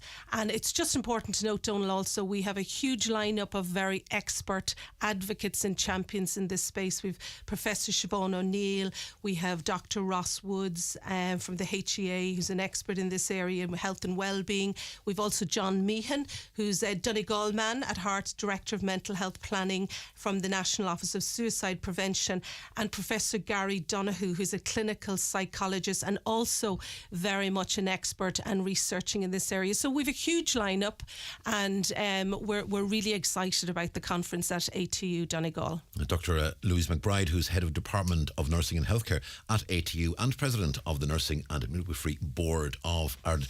On-board alternate used to be easier, The NMBI, we'll just say NMBI, I think, from now on. NMBI, yeah. Well, I think those colloquially referred to NIMBY, but I much prefer on-board alternate. But as we know, we had to rebrand it to take on board our midwives. The midwifery, yes, I know, right. indeed, yeah. I have a personal interest in nursing. Well, that could be a whole other show, I'd say. It can indeed, yeah. Well, I'll put it this way, I've been married to one for 33 years. So well, in very good company then. Absolutely. You believe you me, I'm an expert on board alternation now, NMBI and all the acronyms. I know them all from the years. And Dr. Mark McClafferty, of course, who is the research assistant that's been involved. Thank you to both of you for coming and speaking to us about this conference. It's taking place at the Letterkenny campus of ATU on Friday week. That's the 23rd of February from 9 until 2, and we look forward with interest to examining those findings in more detail. It's the 9 till noon show on Highland Radio. It's 11 minutes to 11 o'clock. Time for a short break. Back after these. The 9 till noon show is brought to you by Letterkenny Credit Union. Digital loans now available. Apply online or via our app today and get your loan transferred directly to your current account. We're driving the Citroën C4X on Dublin's most speed-bumped road, as voted by an online poll, to test Citroën's progressive hydraulic cushion suspension. The music is coming from a vinyl record playing on a record player set up in the back seat. Here comes a speed bump. Let's see if this record skips. Perfect. Went off without a scratch. Book a test glide in a Citroën today. Visit citroen.ie. Make your Valentine's Day simply better with a restaurant quality meal for two for just €15 from Dunn Stores. Choose from a range of delicious mains like award-winning Irish Angus steaks or organic Irish salmon, paired with a side dish of your choosing like potato gratin, and finish with a decadent dessert like creme brulee. Then toast to savings with a 5 off 25 grocery voucher. Make Valentine's Day simply better with Dunn Stores. Terms and conditions apply. Vouchers can be used on the next in-store grocery shop of €25 or more. The County Donegal Blackface Sheep Breeders Association, in conjunction with the Slieve League Blackface Sheep Breeders Association and the Brock Perth Blackface Sheep Breeders Association, will hold an inlamb female and dry hugget sale at Ballybuffet and Stranraer Mart this Saturday, the 17th of February at 12 noon. The sale will be available to view and bid on mardi.ie. Highland Radio are celebrating another birthday. We are inviting you to join us for our Highland Radio Birthday Bash on Tuesday the 19th of March in the Mount Errigal Hotel. Join joined by the one and only Margot, myself, David James, plus special guests Brendan Quinn, Declan Ernie and Patrick Feeney. This is a night not to be missed. Tickets on sale now. Why not treat yourself to one of our package deals, including dinner, bed and breakfast, plus your ticket to the show. For more information, visit the outlet at highlandradio.com or give us a call on 074 91 25,000. We'll see you at the Highland Radio Birthday Bash. Highland Radio weather updates brought to you by Grant. Building a new home? Choose Grant's A++ rated Airona air to water heat pump and Uflex underfloor heating. Visit grant.ie. Weather forecast and Met Éireann tell us that we can expect a reasonably dry day today. However, Met Éireann are telling us that it will be very, very cold indeed, with a chance of some showers in the afternoon. It'll be mostly cloudy the further south you go in the region, but the north, it should stay relatively dry in the northern part of the county today, and we can expect highs of not much more than 7 or 8 degrees Celsius.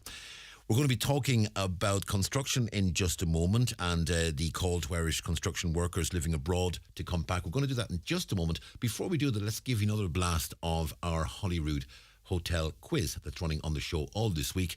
And for all the details, let's go over to Canis. This week we have a fantastic end of week prize courtesy of the Holyrood Hotel for one lucky winner, which includes one night bed and breakfast for 2 people at the Holyrood Hotel Bundoran, with champagne and chocolates on arrival, followed by a spa treatment each in the Holyrood's luxurious spa at Orchids. Finish off your evening with a 4-course dinner and a bottle of wine in their Watermelon restaurant, plus full use of the Blue River Leisure Centre swimming pool and Canadian hot tub. Your spa experience includes a private session in the outdoor hot tub and sauna, and a 60-minute spa treatment, each inspired to give you a captivating night's sleep. Beginning with a serene back massage, followed by a beautifully soothing scalp and arm massage. To be in with a chance of winning this fantastic prize on Friday, simply answer this question. What city is often called the City of Love and is home to iconic sites such as the Eiffel Tower and Notre Dame Cathedral? Text or WhatsApp your answer, name and address to 086 60 25,000. Irish construction workers living abroad are being encouraged to come back home to help address the housing crisis under a new government plan. Higher Education Minister Simon Harris has been given €750,000 to launch a campaign aimed at increasing the number of men and women working in the construction sector. Now, we're joined on Zoom this morning by Justin Malloy, who's the director of the Western Midlands and Northern Region Construction Industry Federation. And if people are going to build all these houses that are being called for, it's going to be largely Justin's members who are doing it. Justin, we're told at the moment that there isn't capacity in the construction sector in this country to meet the demand that exists for new builds. Is this initiative by Simon Harris and the government going to work? Well, I suppose I challenge that. I think the industry has always responded, Donald, to demand from, to build. We will build. If the houses are needed to be built, they'll be built. If the civil needs to be built, they'll be built. Obviously, we do need more people in construction. We would encourage more people into construction industry, and we would obviously encourage people to come back from abroad. I mean, Simon Harris's initiative here is it's kind of just one of 20 actions, comes from the Careers in Construction report to encourage people to come back from overseas. As someone involved with the CIF in this region, you'll be well aware of the defective blocks crisis that exists obviously in Donegal, but also areas like Sligo, Mayo, and also down toward parts of Galway, Limerick and Clare as well. That's going to create an extra dimension to this, because we have houses slated for demolition and rebuilding in Donegal over and above the social housing need and the need for housing in the general market. That does create an extra challenge in this particular region. Donald, it definitely does. Obviously, just more people will be required to build these houses. And I think we also have to probably embrace a bit more modern methods of construction, or off-site construction, whereby we use alternative methods of construction, such as timber frame, YK steel, precast concrete, etc., which are done in factories and brought out onto site. And I think there's definitely, the industry is transitioning into off-site construction. There's more and more of it happening, but we need to facilitate MMC, or what we call MMC, modern methods of construction, in this country. We need more testing facilities in this country for materials and processes. We need quicker certification of materials and processes to ensure that they're fit for purpose. But that will be part and parcel of the solution as well, I would suggest. Is there enough flexibility at government level, and is there enough room to manoeuvre in Irish planning and building regulations? Now, obviously, when we discuss planning and building regulations, and no one more than the people of Donegal knows that you've got to follow building regulations to the absolute letter, but is there enough flexibility and, as it were, authority built into them to ensure that we can bring in these models in a timely fashion, but also in a way that ensures that houses are safe, houses are durable, and we aren't going to have the sort of problems that we've seen in Donegal and elsewhere over the past 10 years? Well, I suppose this is what we'd be calling for, is that a lot of the MMC, or modern methods of construction manufacturers in this country, are probably exporting a significant amount of the product they're building overseas, which we could badly use in this country. But they need a pipeline of work. They need a continuity of work. So if they're to set up their factory, they have to know that they have a continuous pipeline of work for X number of years, and standard design, standard materials, etc., etc. Now, the NSCI, National Standards Authority of Ireland, do certification for MMC, modern methods of construction, and we'd say, look, just that these would, whatever resources are necessary, would be put into the likes of the NSCI and other organisations that would be testing facilities in the south.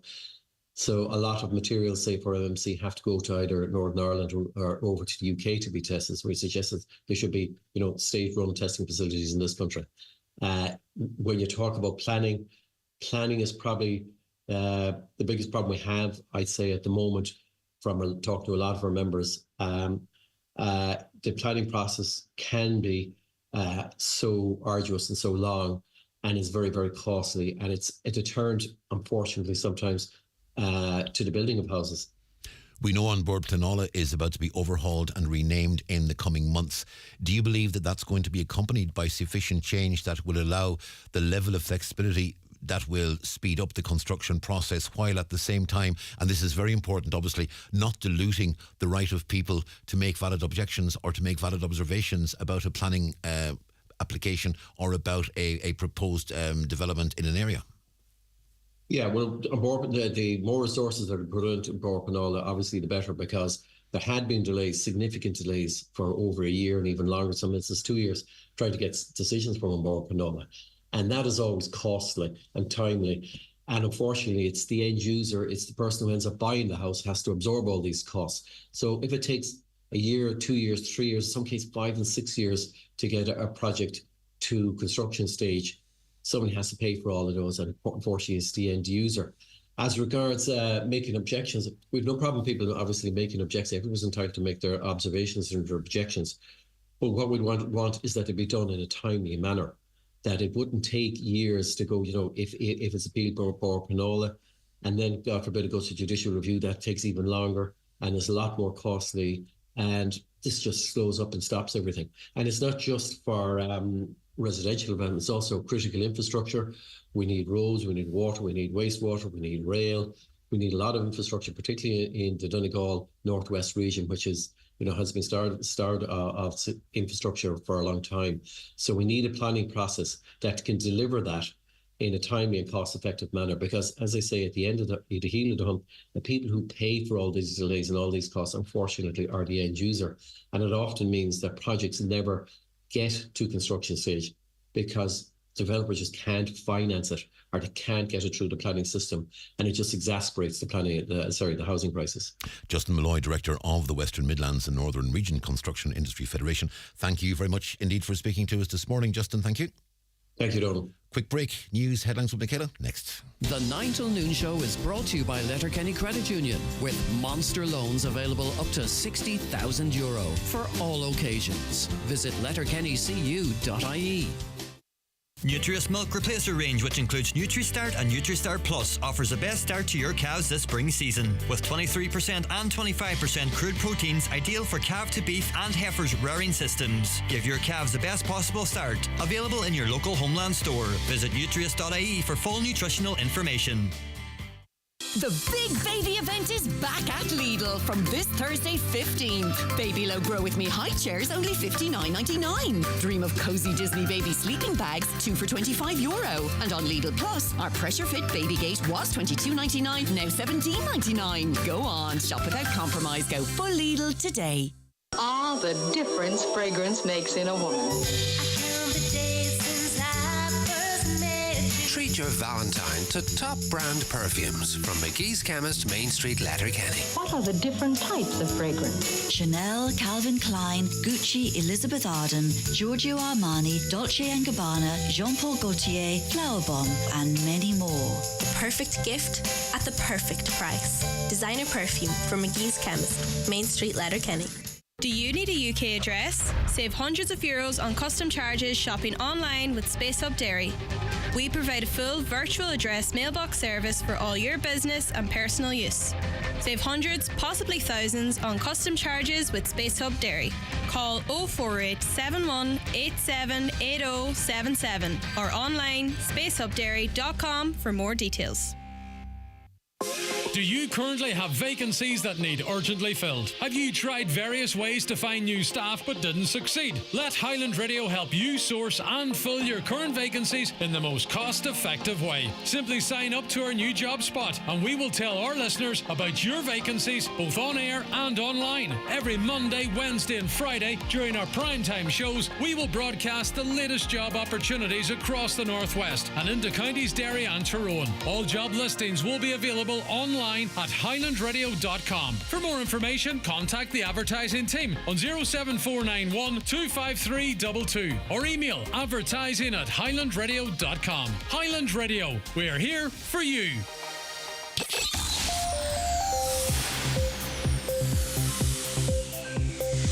This is the 9 till noon show on Highland Radio, 2 minutes past 11, and with apologies for our lateness, we say good morning to Michaela Clark. Thanks, Donal. Good morning. A group of young people who have been targeting homes in the Carndonagh area late at night have been told to catch themselves on. 3 male teenagers have been caught on CCTV throwing eggs at the windows of a property in Tulnaree in the early hours of Friday morning, while a group of youths were also witnessed throwing eggs at the window of a house in Drumdoo. While on the same date, a resident at Dunnet Park, upon wakening and discovering youths close to their car, found foodstuff dumped on their doorstep. Garda Niall Maguire says such incidents can be very frightening for elderly residents particularly. The Taoiseach says it's just wrong to call for an amnesty for those who haven't paid their TV licence fee. Sinn Féin is tabling a motion in the Dáil later calling for the fee to be scrapped and replaced with exchequer funding for public service media. The party also wants an amnesty for those facing prosecution for not paying it. But Leo Varadkar says that's not fair on those who obey the law. The new Donegal County Development Plan is due to go back out to public consultation in the coming weeks. Councillors met yesterday to consider the Chief Executive's report and recommendations from the Office of the Planning Regulator. Members proposed and agreed a number of changes, which mean elements of the plan will now be edited before the public will once again be asked to have their say. Meanwhile, the Cahirlock of the Glenties Municipal District believes the new county development plan must include a policy to ensure more responsibility is put on private landowners to carry out hedge cutting. Councillor Michael McClafferty says greater enforcement is a must to put more of an onus on landowners to maintain hedges in the interests of safety. Garda are continuing to review CCTV footage to identify those responsible for the theft of a large stone crusher in Castlefin. The 42-tonne blue Pegson was stolen from a yard at Fern where it had been stored since September last. Garda Maguire says the close proximity to the border is worrying. A contractor has been appointed to deliver the Eat Out outdoor dining infrastructure project in Letterkenny. Works are due to commence next week outside Angrennan Theatre to provide a sheltered communal outdoor dining space. And a new electric vehicle charging point has been rolled out in Donegal. ESB say the facility at Donegal Service Station Ballybuffet Road can provide 100 kilometres of charge within 6 minutes. Those are the latest headlines. We'll be back with an update again at 12 noon. Roses are red, violets are blue. Have you stacked them shells yet? It's nearly 2:30. It's not very romantic, but at least it rhymes. Get physical with Londis this Valentine's Day with bubbly I Heart Frizzante Prosecco for only $8.99. 200 gram of Ferrero Rocher are pretty sweet at only €5.50 and get succulent Inishella premium strip loin steak for just €8. At Laundus, we know what locals want because we're local like you. Enjoy alcohol responsibly. And you're very welcome back to the 9 till noon show on Highland Radio. As we referenced earlier, today is Pancake Tuesday, and we were looking to see if we could get advice on how to make the perfect pancake. Now, as I said earlier, Martin Anderson dropped up some pancakes at the station, and I did have one of them, and I have to say it was absolutely gorgeous. So who do we actually ask for advice on the perfect pancake? And I suppose when you have one of the top chefs in the world from your county, you may as well see if they're available. Gary O'Hanlon, good morning. Morning, how are you? Absolutely grand, Gary, thank you very much indeed. Chef and consultant to O'Sullivan's Group Paris, and of course a Remelton man as well. Gary, great to talk to you. Pancakes, I suspect, are, as someone who's tried, are one of those things which look deceptively easy to make, and when you actually embark on the process, it can be anything but. Yeah, look, I often talk about this, about anything that's simple, really. I mean, I'm useless at absolutely everything, like apart from cooking. I can't hang a picture. And to most people, wiring a plug or hanging a picture, it's probably the simplest of DIY tasks, But like that, there is a process to the pancake making, and I've narrowed it down to a really simple one. And I suppose I could give you a wee quick recipe, but it never ever fails to work, and I call it the one mug recipe. And it's basically any household mug, whatever it'll be, whether it's a cup or a mug, but you're better off using a mug because you just get a wee bit more mixture. And you fill the mug with plain flour, 1 mug of flour, 1 mug of whole milk, 1 egg, 1 decent pinch of salt, table salt, and then 1 heaped teaspoon of baking powder. Now, sometimes I might add 2 teaspoons of baking powder because my kids like them a wee bit fluffy. If you like them fluffier, add maybe a tiny wee bit more of the baking powder.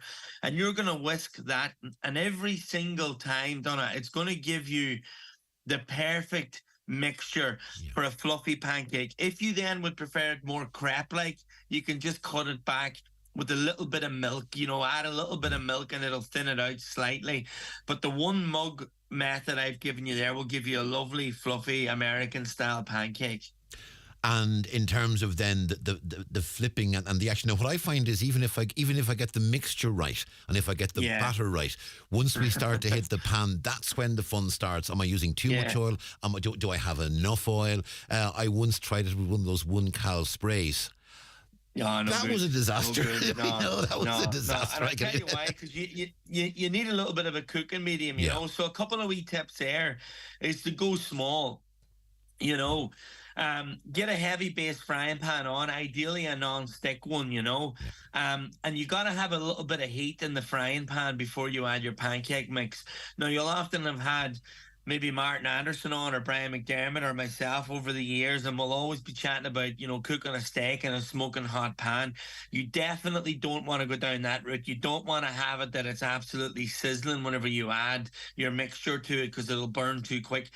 But you certainly don't want it to be cold. You want a nice little medium heat.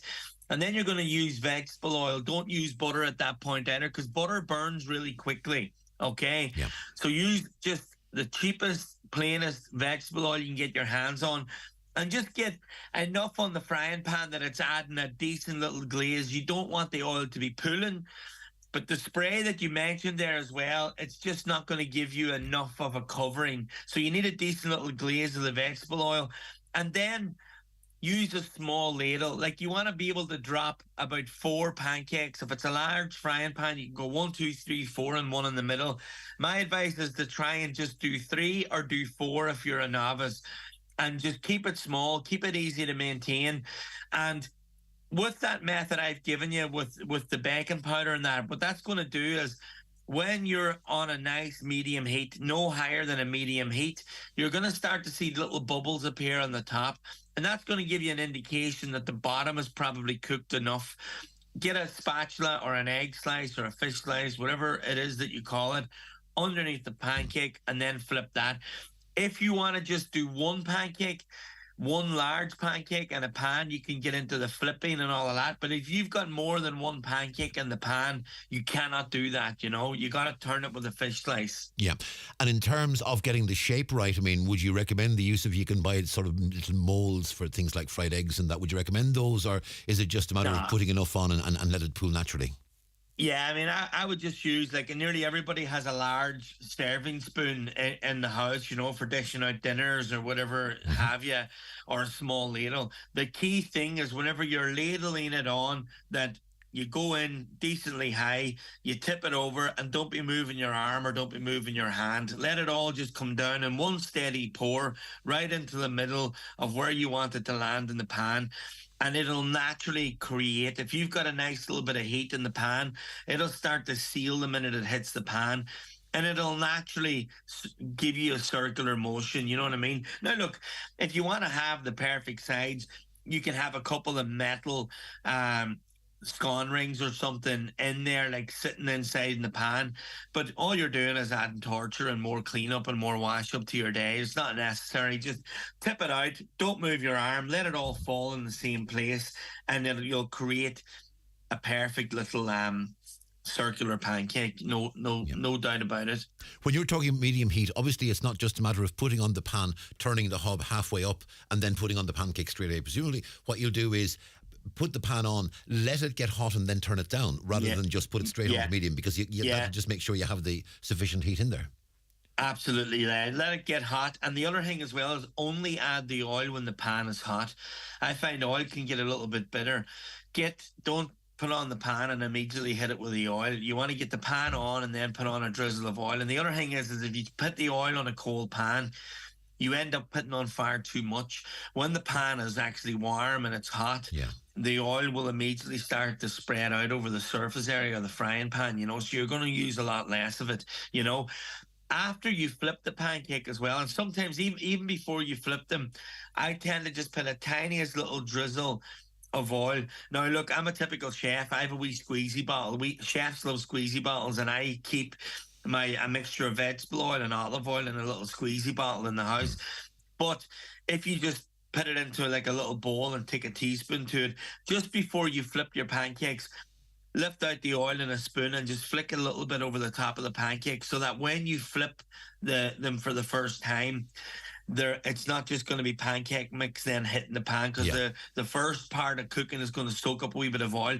And then right whenever you think you're nearly ready, about 30 seconds before the end, you can drop in 2 or 3 little knobs of cold butter, or just leave it with the oil. You don't really need the butter, but sometimes people like the butter, and it is nice to drop in 2 or 3 little diced cubes of cold butter and then spoon that over them a few times. It's called basting. You're basting the fluffy, foamy butter over the pancake. Lift them out. I don't like the butter myself. With the kids, I just try to keep it as, you know, healthy as I can. But obviously there'll be a wee bit more flavour in them if you baste with butter, you know. But most of us will be putting either lemon or sugar or Nutella or whatever on top anyway. So that may be excellent if you're just eating the pancake on their own. Enough, I would always tend to go with. I did them for the kids this morning. I do a berry compote, Nutella, ice and sugar, and then a vanilla bean whipped cream. They live Christmas Day and Pancake Tuesday, the two favourite days in my house. I can tell you, they were waiting on me at 7 o'clock this morning. Gary, that's the one mug method. And I have to tell you, you have just told me what I've been doing wrong for years, because I have been putting a pan on the hob and then putting the oil in the pan and waiting for the oil to heat. That's obviously where I've been going wrong a lot of the time, because and when I fry eggs as well, I've done that, and you've just taught me that's what I'm doing wrong. Yeah, no, get heat in the pan first. It's essential. Yeah. Well, and that's what I was doing wrong. So, Gary, if nothing else, you've taught me that. It's been invaluable. Gary, a pleasure talking to you. Thank you very much indeed. And a very happy Pancake Tuesday to you and to the kids as well. Thank you, Gary.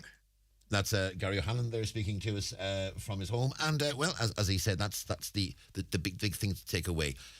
Heat the pan first, then put on the oil, not too much, and then use the one mug method, 1 mug of flour, 1 mug of whole milk, 1 egg, and then a teaspoonful of baking powder. give it a good whisk, and then put it on with a serving spoon, and you're guaranteed the perfect pancakes. And do you know what? I think I am going to try that tonight.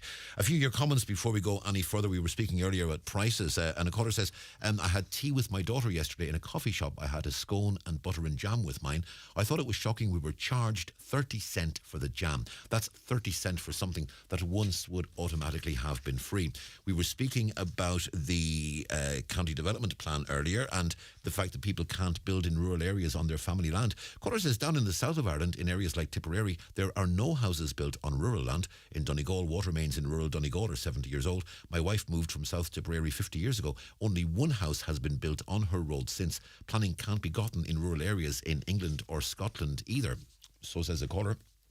Now, another caller says, if you're from Northern Ireland, you'll have no problem getting planning permission. It just seems to be local people who can't get permission. Not so sure about that.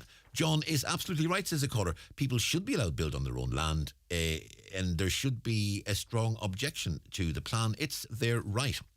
Can you ask, when will the parties have their public meetings? How do you sit in on a counting vote?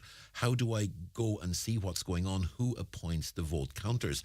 Now, when you say vote counters, that works on two levels. Obviously, you've got the official count, which is coordinated by the county registrar in conjunction with Donegal County Council. Most of the actual vote counters as such are civil servants, people who work for the council, people who work in other public bodies, overseen by the county registrar under electoral law, and that's done by the returning officers and overseen.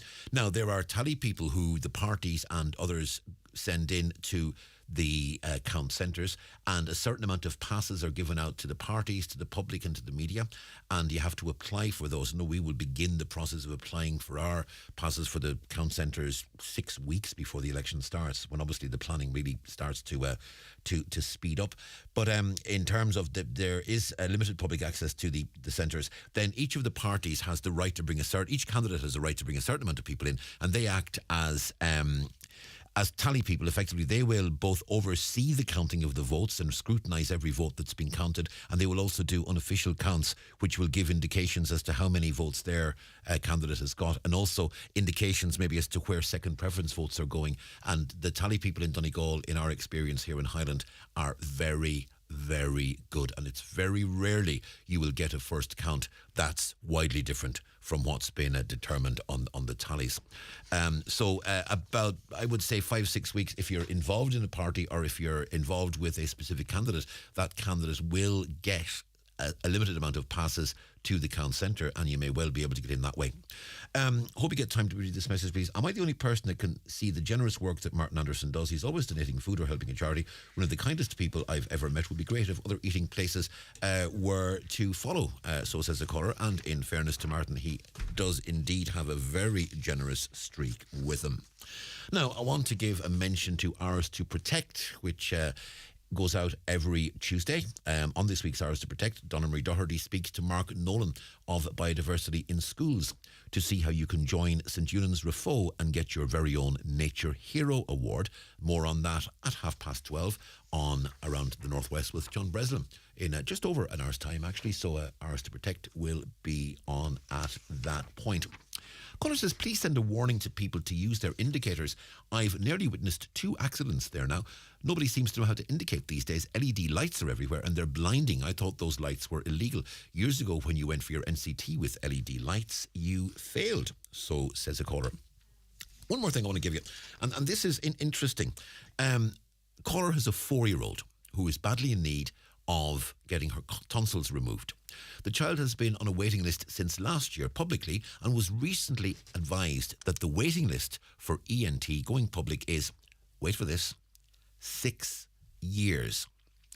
Managed to have the child added to a private health insurance policy and was referred to Ballykelly by her GP on Friday.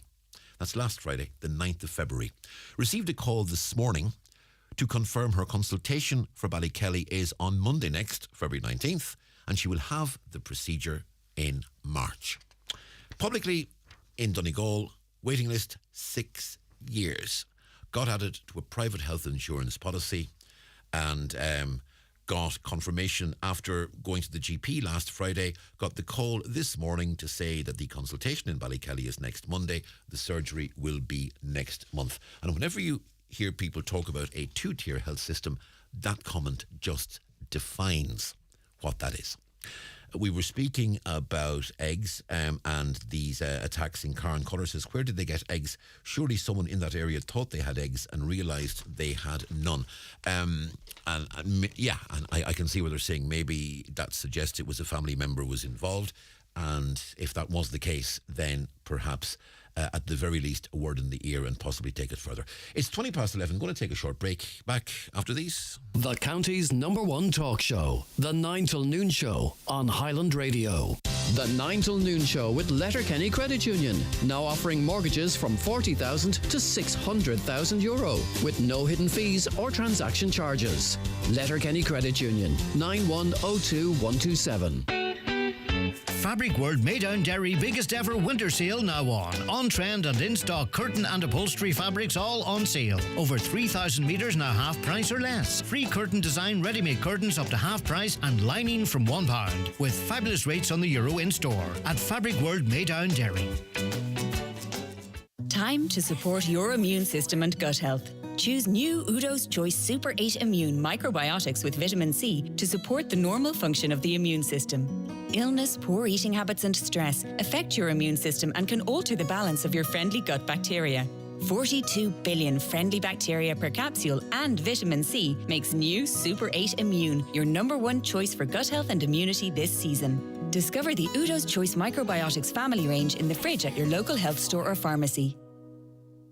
Join us at Angrenan Hotel for our spectacular wedding showcase on Sunday, 25th of February from 1 till 4 p.m. Meet our award-winning wedding team, mingle with top-class exhibitors and view the 3-time top-rated wedding venue in Ulster as voted by weddingdates.ie. Make it special. Make it Angrenan. Even if you don't believe in Valentine's, you can still believe in Prosecco, ice cream and chocolate from Spar. Red hot right now, Bosco del Conte Prosecco 750ml, only €8.99. Ben & Jerry's selected ice cream tubs range 465ml, only €4.99. And Lindor Milk assorted and salted caramel cornets 200g, only €5.99. That's amazing red value at Spar. Offers available from February 11th to 14th in participating stores while stocks last. Enjoy alcohol responsibly. Brian Adams is back on tour in 2024. Join Highland Radio on our trip to Dublin to see the man himself at the 3 Arena on Tuesday the 21st of May 2024.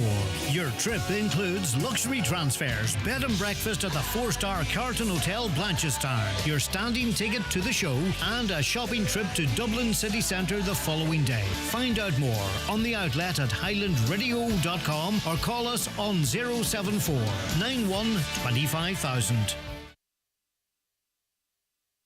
This is the 9 till Noon Show on Highland Radio. Now, earlier we were speaking about making pancakes, which means today is Pancake Tuesday, which also means that tomorrow is Ash Wednesday, and that means there's going to be a big focus on smoking and quitting smoking, and tomorrow is of course National No Smoking Day, and we're joined in studio this morning by Fiona Boyle, who is the tobacco lead with the HSE, and Fiona's going to speak to us about quitting smoking and what supports are available. Fiona, good morning. Good morning, Donald. How are you? I'm very well indeed. Fiona, I suppose we have this conversation every year, and it's a really important conversation to have, and more important now than ever, given that as well as consuming tobacco through cigarettes, the whole issue of vaping is becoming a huge issue now, and we might touch on that a little bit later. But for the moment, we're going to speak about cigarettes and the supports that are available to people that maybe have been addicted to cigarettes for quite some time, and what can be done to support them. The services offered, of course, through the HSE, people can make contact with yourselves and the team, and there are supports available in terms of counselling, in terms of bringing programmes together, as well as the actual physical supports we're going to talk about in a moment. Yes, absolutely. So we would be quite fortunate that we've invested in tobacco for a good number of years, over 20 years actually, here in the Northwest. So we currently have 17 free clinics throughout the county. We have 5 stop smoking advisors, all fully trained, and they're experts in what they do. And we provide these services in different community locations as near as possible to people's homes, we would like to think. And we also provide up to 12 weeks free nicotine replacement therapy for anybody who joins the programme and stays with the programme.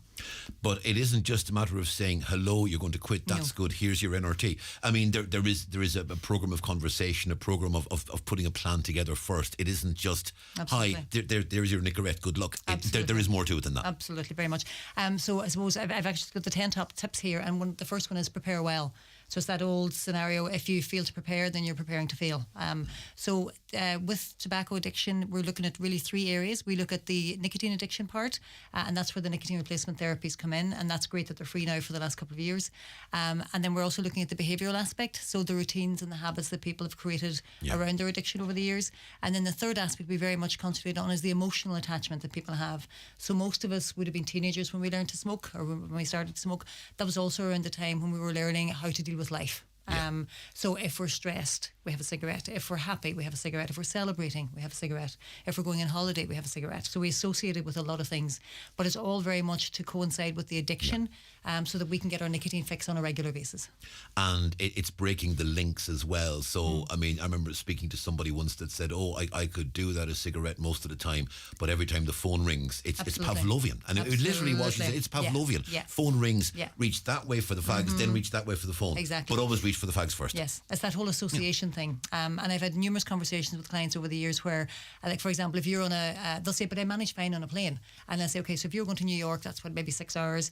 And they'll say, and I'm fine. And I say, right, okay, so what if the pilot actually said, okay, we've got a problem and we're now having to circle for 2 hours before we land. How would you be then?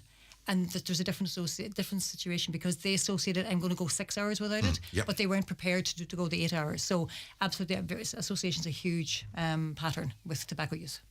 And as you say, by preparing, you're getting yourself mentally prepared, and that is hugely important. I remember Alan Carr, and his whole Alan Carr, when you boil down the Alan Carr method, it was what he said was, in one way, really, really simple, but in another way, it was quite profound. He was making the point, when you smoke a cigarette, you are not giving yourself pleasure. What you are doing is you're scratching an itch. But as well as scratching the itch, what you're doing is setting up the need for the next one.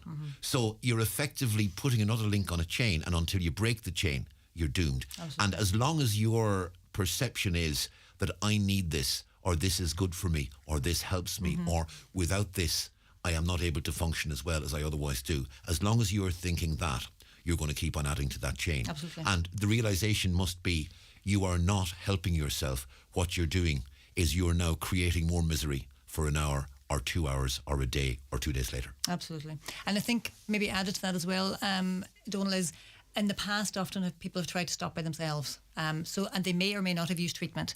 So essentially what people were doing is they were doing a cold turkey. Yeah. So as with any addiction, the reason why we have treatments available is to actually make that journey more comfortable. So nicotine has got a half-life of about 90 minutes. So that means 90 minutes after you waken in the morning, most people will demand their nicotine fix, especially somebody who's smoking on a regular basis. And you can go maybe a couple of hours if you need to, but if you wouldn't be choosing to do that. So whenever we do stop smoking, it's very important that we actually give that nicotine in a controlled way, so that you're not going into the withdrawals, which can be quite uncomfortable. So, and what I mean by withdrawals are things like mood changes, irritability, easily annoyed, anxiety, sleep issues, cravings, those sort of things. You're much less likely to have those and have them severely if you're actually using the appropriate nicotine replacement therapy. And what we would recommend is combination nicotine, which is a high strength patch along with an oral form as well, something that you put into your mouth. And you have some of those here with you as well if you want to. Now, for those who are watching on be it YouTube or be it Facebook or whatever, you know, we are actually on camera. So if you just hold them up about to there, we'll be able to see them. Yeah, absolutely. Yeah. So the first one is the patch. So it comes in 2 different types. You can have a 24-hour patch or a 16-hour patch. And your local Stop Smoking advisor will discuss with you what the best option is there. That gives you a controlled amount of nicotine. So you get a standard amount of nicotine every hour. So that's almost like your baseline, your foundation. Yeah. Then you've got a number of different oral products. So for example, if the hand to mouth is a big thing for you, you've got a little plastic inhaler, and inside that you actually put a little cartridge of nicotine.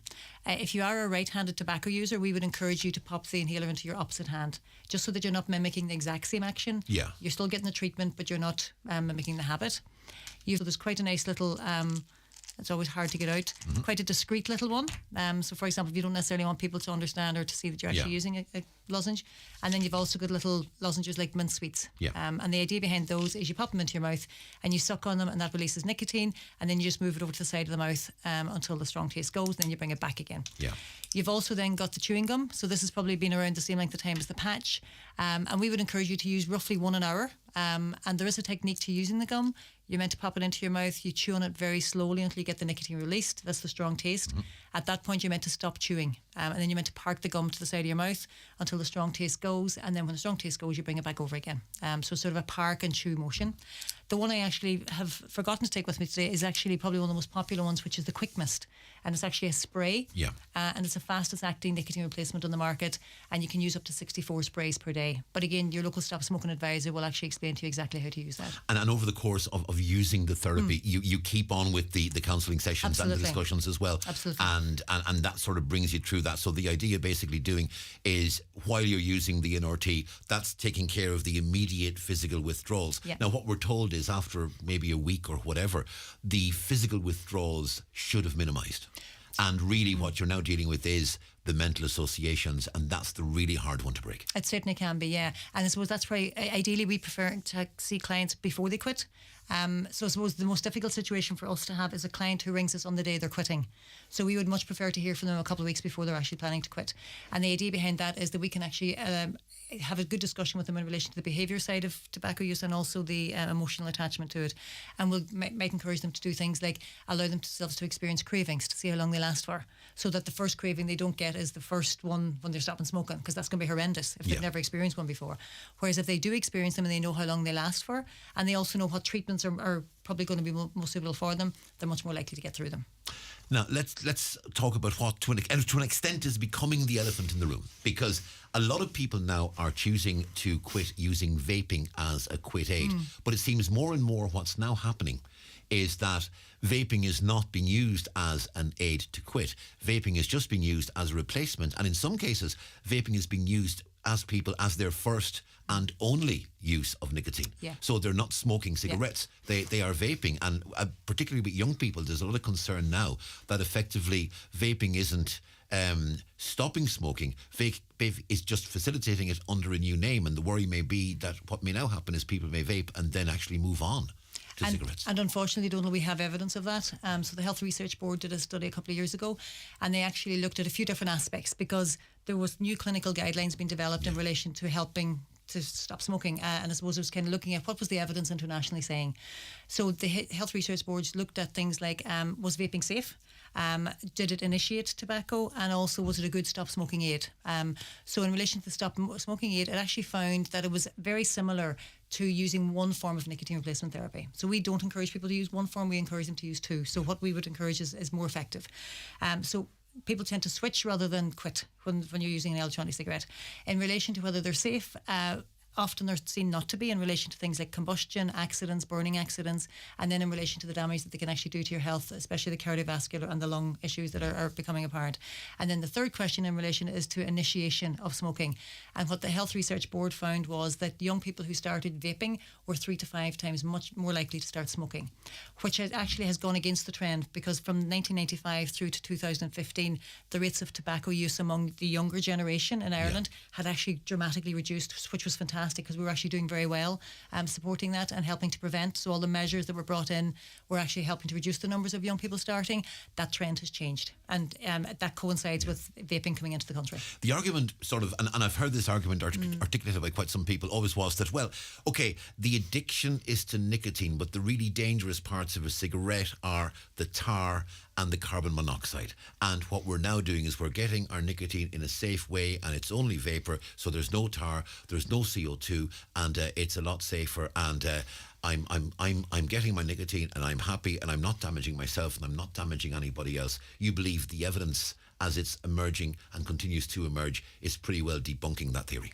Yeah, I suppose it took us 40 years to learn how dangerous tobacco was. And that was often the tobacco industry being very untruthful in relation to the evidence that they were putting forward. So I suppose we don't know how safe vaping is. I mean, in 10 years' time, if the evidence shows that vaping is a relatively safe thing to do, then that's something that we might consider bringing into guidelines, but it's certainly not safe as it is at the moment. The regulation is very poor, and unfortunately, Ireland has been very proactive in relation to tobacco control. In fact, we've been a world leader. We were the first to introduce the ban in 2004. So we've done some fantastic work over the years. Unfortunately, when it has come to vaping, we've actually been very slow off the blocks. And there's a new, the Health Behaviour in School-Aged Children report is due out now very soon. And we know we're going to find that our vaping rates among young people are dramatically increasing. In relation to I suppose the disadvantage of vaping as well, what we are very much finding as well is, so the nicotine strength that you're getting in vapes, especially the disposable vapes, is way higher than you're actually getting in a packet of cigarettes. And for a developing brain of a young person, and our brain doesn't fully develop until we're 25. So that's the age, the 16, 17-year-olds who are using the vapes at the moment. We know from the schools there's huge issues with attention, there's huge issues with addiction, there's huge issues with them adding other products to the vapes as well. So it's a major issue. So at no point, if someone goes into a session with yourself or one of your colleagues and says, I'm going to use vape as my NRT, you wouldn't sort of see that as advisable, or yes, and you certainly would not be condoning it per se. So we would not encourage people to use vapes. We would obviously encourage them to use what the evidence is showing in relation to licensed products, because vapes aren't a licensed product to help people to stop smoking. If somebody chooses to use a vape to help them to stop smoking, we will still support them with the behavioural aspect of it, and also the emotional aspect of it. Well, if anyone is listening, and I'm sure a lot of people are, and they're thinking about this, and they're thinking that's a road I might want to go down, and I may as well say it out loud, I went down this road myself 14 years ago, and I'm glad to say successfully. And it was one of your, it was Elaine. Right. Is Elaine still with the service? She's in the hospital. Oh, very good. Yeah, because I started with Elaine, and back though it was just Elaine and yourself. Were you even working in it? What year were you? Did you say? 2008. I started 2008, quit April 2009. No, I would have been. I came out. I worked in coronary care, and then I came out to community in 2004. Oh yes, so you were there. I was about. I think you were in. She was in the hospital. She was in the hospital. And you were in the community. That was. It was just the two of you at that point. That's right. Yeah. For a few years. Yeah, and I did it with Elaine back in the day. And April 2009. Brilliant. So 15 years, a couple of weeks. Yeah. Yes. And so I mean, I can say, and I would have told you. I mean, it's never going to work with me, because I'm a hopeless case, and so many people do think that. So many people do think, oh no, I'm a totally hopeless case. I could never do that, but we did. So from that point of view, anyone that is listening and is interested, how can they get in touch with yourself? Yeah, so they can get in touch with any. I leave the details here of the individual stop smoking advisors and what area they're in, or they can contact myself 087-251-4790.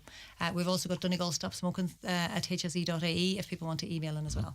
And speak to any of your health professionals, your local pharmacists. They've got our details. And I've no doubt if you go into Google and type in "stop smoking Donegal," it's all going to come up there as well. You'll absolutely get it. Fiona, I've no doubt your numbers will increase as a result of this, and I hope you and all the incoming clients are successful. Thanks very much indeed. Thank you. And I suppose just let people know that the service, it's a very friendly service. It's not. We don't dictate to people. We very much work with them as to where they're at in relation to their quit journey. And I can certainly attest to that myself. Fiona, thanks again. Thanks, Donald. Watch the show live now on YouTube, Facebook, and at highlandradio.com. The 9 till noon show is brought to you by Letterkenny Credit Union, offering low-rate car loans with fast approval. Apply online at letterkennycu.ie or in office today. At Hickey, Clark and Langan Insurance Brokers, they compare quotes from all the leading insurers, so you get a great price. Home, motor and van, farm, holiday home, travel and liability insurance, they quote them all. So if the worst happens, you're covered. For a competitive insurance quote today, call Hickey, Clark and Langan on 9126688 or pop into their office at Ballymacool, Letterkenny. Hickey, Clark and Langan General Insurances Limited, trading as Hickey, Clark and Langan, is regulated by the Central Bank of Ireland. Are you ready to elevate your driving experience? Look no further than iMotors, your only Nissan dealership in the Northwest. The Nissan X-Trail has been crowned Large SUV of the Year. That's right, it's not just an SUV, it's an award-winning experience on wheels. Available in 4-wheel drive and a 7-seater.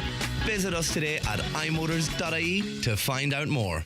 Get all your training and matchday essentials at Michael Murphy Sports. From GAA gloves to mouth guards and grip socks to boots. Also shorts, base layers and training equipment. Gear up for pre-season and match days with the new Donegal home jersey and the Donegal GAA Rockaway range of sweaters, bottoms and half zips at michaelmurphysports.ie.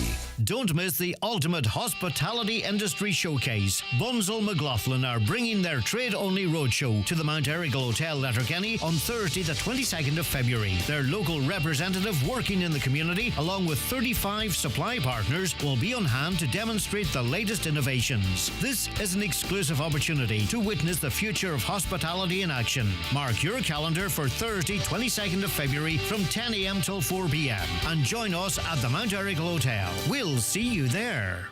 Do you need a UK address? Save hundreds of euros on custom charges shopping online with Space Hub Dairy. We provide a full virtual address mailbox service for all your business and personal use. Save hundreds, possibly thousands, on custom charges with Space Hub Dairy. Call 048 71 87 8077 or online spacehubdairy.com for more details. And you're listening to the 9 till noon show on Highland Radio. And as we said, if you want to get in touch with Fiona or any of her colleagues, you can pre-text quit to 50100. You can free phone 1800 201 203. Her own number is up on our Facebook page as well. And look, you can go into the HSE website. There is many resources online where you'll get all that information, and you can make contact with the Stop Smoking services through that. Joined in studio by two people now who obviously would be very much in favour of any initiative to stop smoking. I'm joined by the new chair of Donegal Relay for Life, Seamus Devine, and by the staff partner and relay stalwart, Ina Barrett. Seamus and Ina, you're both very welcome indeed to the programme. Hi, Donald. Thank you.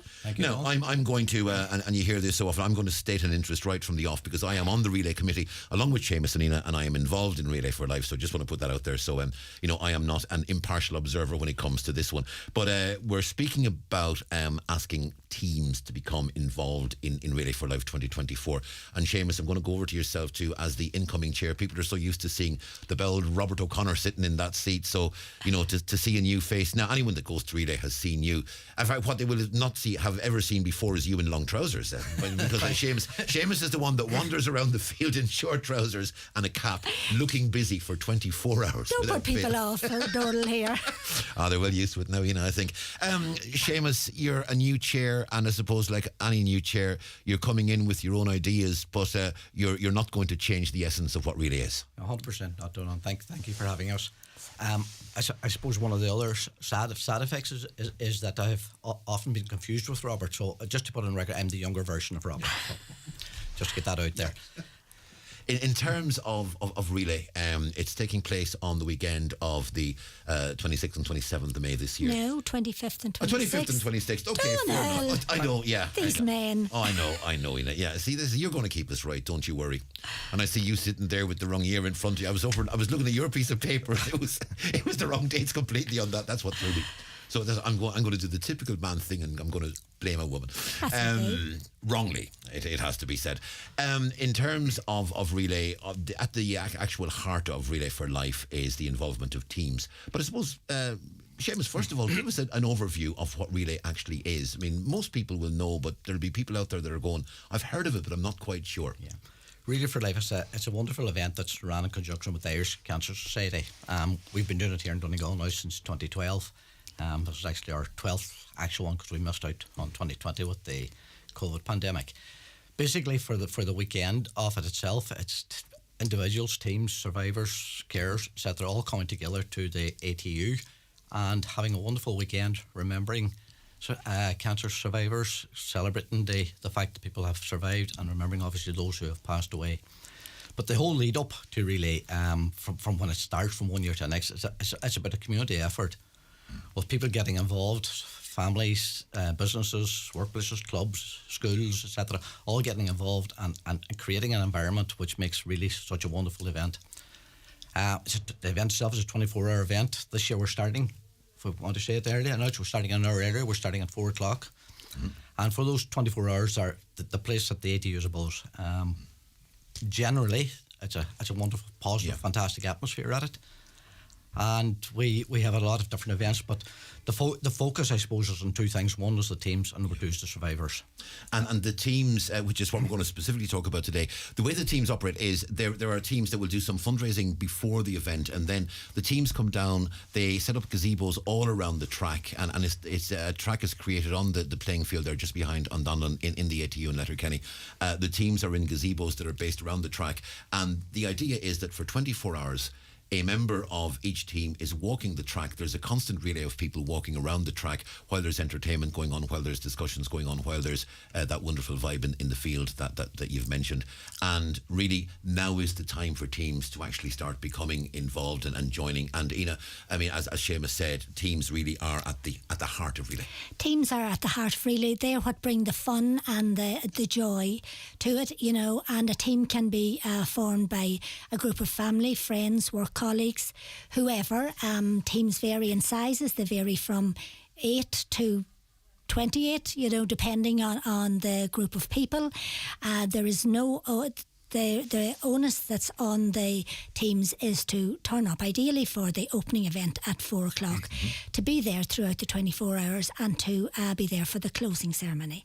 They also do a bit of fundraising because we fight back, and at the end of the day, although Really for Life Donegal is not just a fundraising event, it's much more about the community coming together to support one another and to support those facing cancer journeys. But the teams do raise funds for us. That's the reality of it. Without the monies raised at Relay, the Irish Cancer Society couldn't provide the vital services that are provided here in Donegal. So teams do, as you say, raise some money with events in advance, and they all have their own little tents, their gazebos, and there's fundraising on the day. There's things like cake sales, there's games, there's just and simple games, none of it's complicated, none of it's rocket science.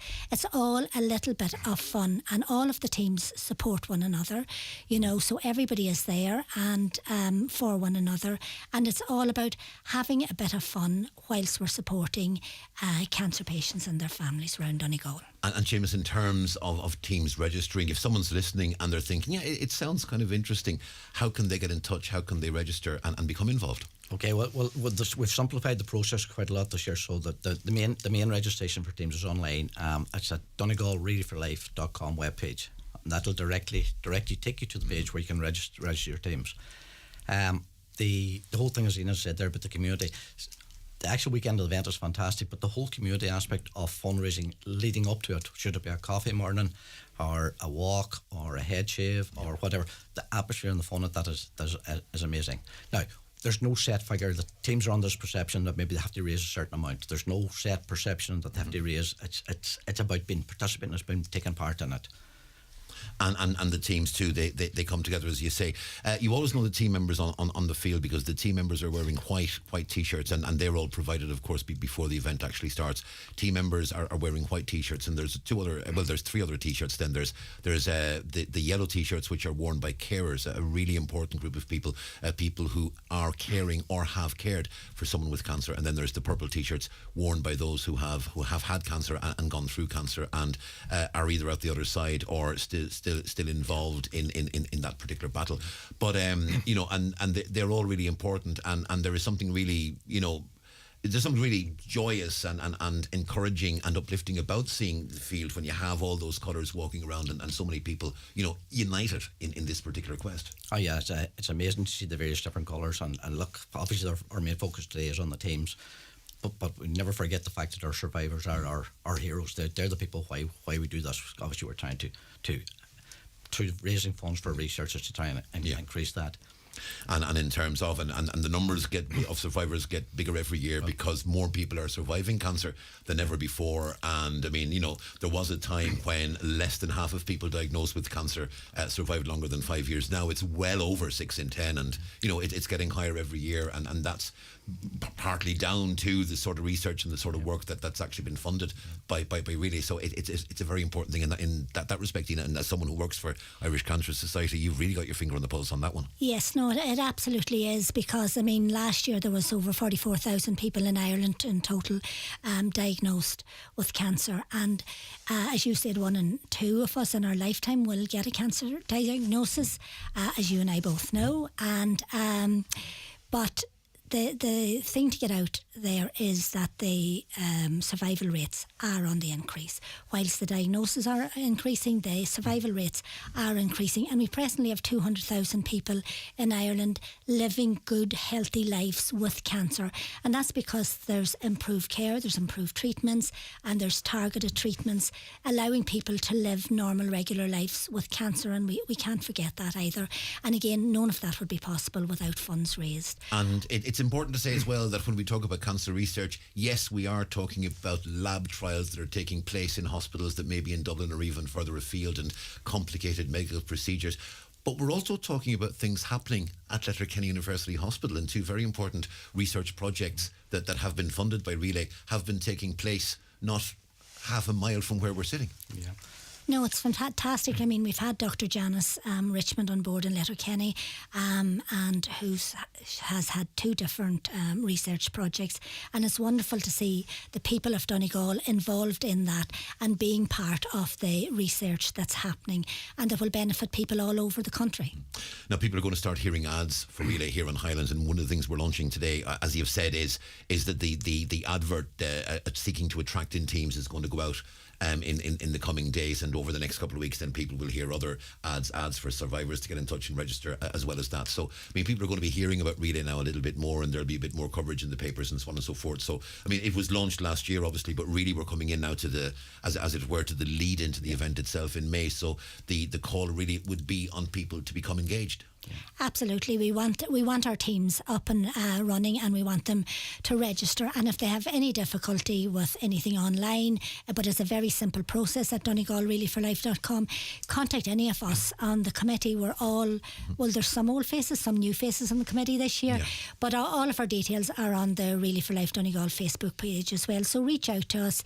No question is too silly to ask. If you're interested at all, we're there to help you, encourage you, and support you to be part of what's a wonderful event. And as I can personally attest, and most people will know, over the course of Relay Weekend, you'll laugh, you'll cry, you'll make friends, you'll talk to people, you will go home exhausted, uplifted, drained, and enthusiastic and inspired all at the same time. It's a maelstrom of emotions, but there is really nothing else like it, and it is one of the highlights of the year in terms of your own experience, and at the end of the day, as we said, the whole core of Relay is celebrate, remember, fight back. Celebrate those who survived and continue to survive.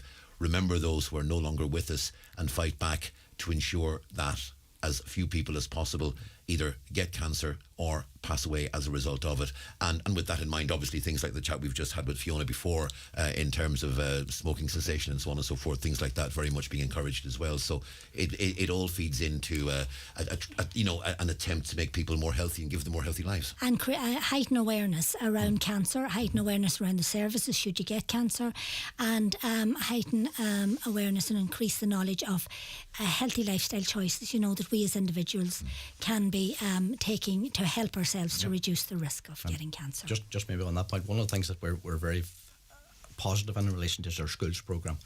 And again, with your good selves here in Highland Radio and Lee Gooch's roll call for Relay last year, the education aspect of young people, and more than the previous speaker talking about prevention, one thing or another, that's one of the areas where we see it as valuable as the whole education thing, as much as the research side of things. So yeah, and I know Lee and the schools and the listeners really enjoyed the roll call last year, and hopefully we'll see it back better and bigger in the future as well.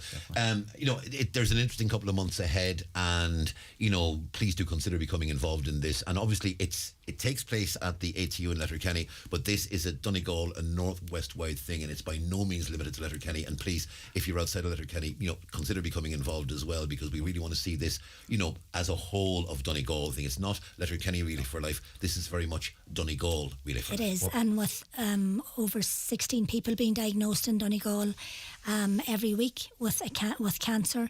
It's important that we support people from all over the county and that they do get involved, because there's something for everybody at Relay. One of the things we're going to be doing in mid-March is we're going to be going to the 4 regions of the county, highlighting Relay for Life and particularly looking at survivors of that aspect, but we're trying to get people to forget that this is not Letterkenny Relay for Life, this is Donegal Relay for Life. Ina Barrett, Seamus Devine, thank you both very much indeed. Thanks, Don. And we'll be hearing no doubt from you again over the course of the coming months, and as I say, people can engage. Just repeat that website again, Seamus, if you want. DonegalReallyForLife.com. Let's listen back to our quiz, and we'll be back after these. Courtesy of the Holyrood Hotel for one lucky winner, which includes one night bed and breakfast for 2 people at the Holyrood Hotel Bundoran with champagne and chocolates on arrival, followed by a spa treatment each in the Holyrood's luxurious spa at Orchids. Finish off your evening with a 4-course dinner and a bottle of wine in their Watermelon restaurant, plus full use of the Blue River Leisure Centre swimming pool and Canadian hot tub. Your spa experience includes a private session in the outdoor hot tub and sauna, and a 60-minute spa treatment, each inspired to give you a captivating night's sleep. Beginning with a serene back massage, followed by a beautifully soothing scalp, hand and arm massage. To be in with a chance of winning this fantastic prize on Friday, simply answer this question. What city is often called the City of Love and is home to iconic sites such as the Eiffel Tower and Notre Dame Cathedral? Text or WhatsApp your answer, name and address to 086 60 25,000. The 9 till noon show with Letterkenny Credit Union. Simplify your debts with a debt consolidation loan from Letterkenny Credit Union. Call us on 074 910 2126 or apply online via our app or in office today. Spread the love with great offers at your local Centra. Like inspired by Centra Angus sirloin steak 440 gram, only €8. Half price Cadbury milk tray 360 gram, now $7.68. And champagne Pierre Darcy's Brut 75cl, only €20. Shop smart, feel good. Centra. Live every day. Enjoy alcohol sensibly. Valentine's Day is fast approaching, and what better way to celebrate than with a romantic meal and glass of Prosecco at Backstage Bar and Grill. Our Valentine's menu is running on Wednesday the 14th of February. Call Century Complex on 07491 21976 to book your table. An event called Donegal Literature and Landscape will take place in Buncrana Community Library at 3 p.m. on Ireland Reads Day, Saturday 24th of February. Writers will discuss the way the unique landscape of Donegal has influenced their work. Inspired by the Booker Prize win of Donegal author Paul Lynch, the event is free, but booking is advised. Visit donegallibrary.ie for more information. Is sé an túdra slándála príváidí an cólacht rialtais atá freigrach as an tionscail slándála príváidí a rial oil. Gach lá, cosníonn servicí slándála ceadúnathe arí agus servicí is fiú na bilún euro, agus cíontaíonn siad sábhailteacht agus slándáil na géta mílta daoine agus gnólachtaí. Nuair atá tú ag ránú service slándála, ránna ceann atá ceadúnathe ag an túdra slándála príváidí. Are you a male aged 40 plus? Are you looking after your health? Letterkenny Medics are now offering a full medical check that includes blood pressure BMI, cardio, respiratory, prostate and testicular checks, blood tests that will check your sugar levels, cholesterol, lipid and bone profiles, with a full aftercare provided including prescriptions or referrals if required. Your health is your wealth. Book an appointment today at letterkennymedics.ie or call 07492 02955. Letterkenny Medics. We listen if you want to talk. Highland Radio weather updates brought to you by Grant. Building a new home? Choose Grant's A++ rated Airona air to water heat pump and Uflex underfloor heating. Visit grant.ie. Weather forecast for this Tuesday. We can expect top temperatures around about 7 to 8 degrees Celsius today. It'll stay largely dry with some cloud. Rain may start spreading northwards, hitting all parts of the region by early evening. Temperatures will hit about to 10 or 11 degrees Celsius later on, with light to moderate east to southeast breezes. Tonight we can expect some rain with lowest overnight temperatures a little milder than before, 5 to 8 degrees Celsius. That's it from the 9 till noon show. Greg's back tomorrow. John Breslin up next around the northwest. But from all of us on the programme, with a special thanks to all our contributors, and most importantly to Shannon and to Caroline who produced. From myself, Donal, have a very good day. The 9 till noon show is brought to you by Letterkenny Credit Union. Digital loans now available. Apply online or via our app today and get your loan transferred directly to your current account. An unbelievable clearance sale is now on at Foy's in Letterkenny and Ballybuffet, with massive reductions to make way for new arrivals. There's up to 70% off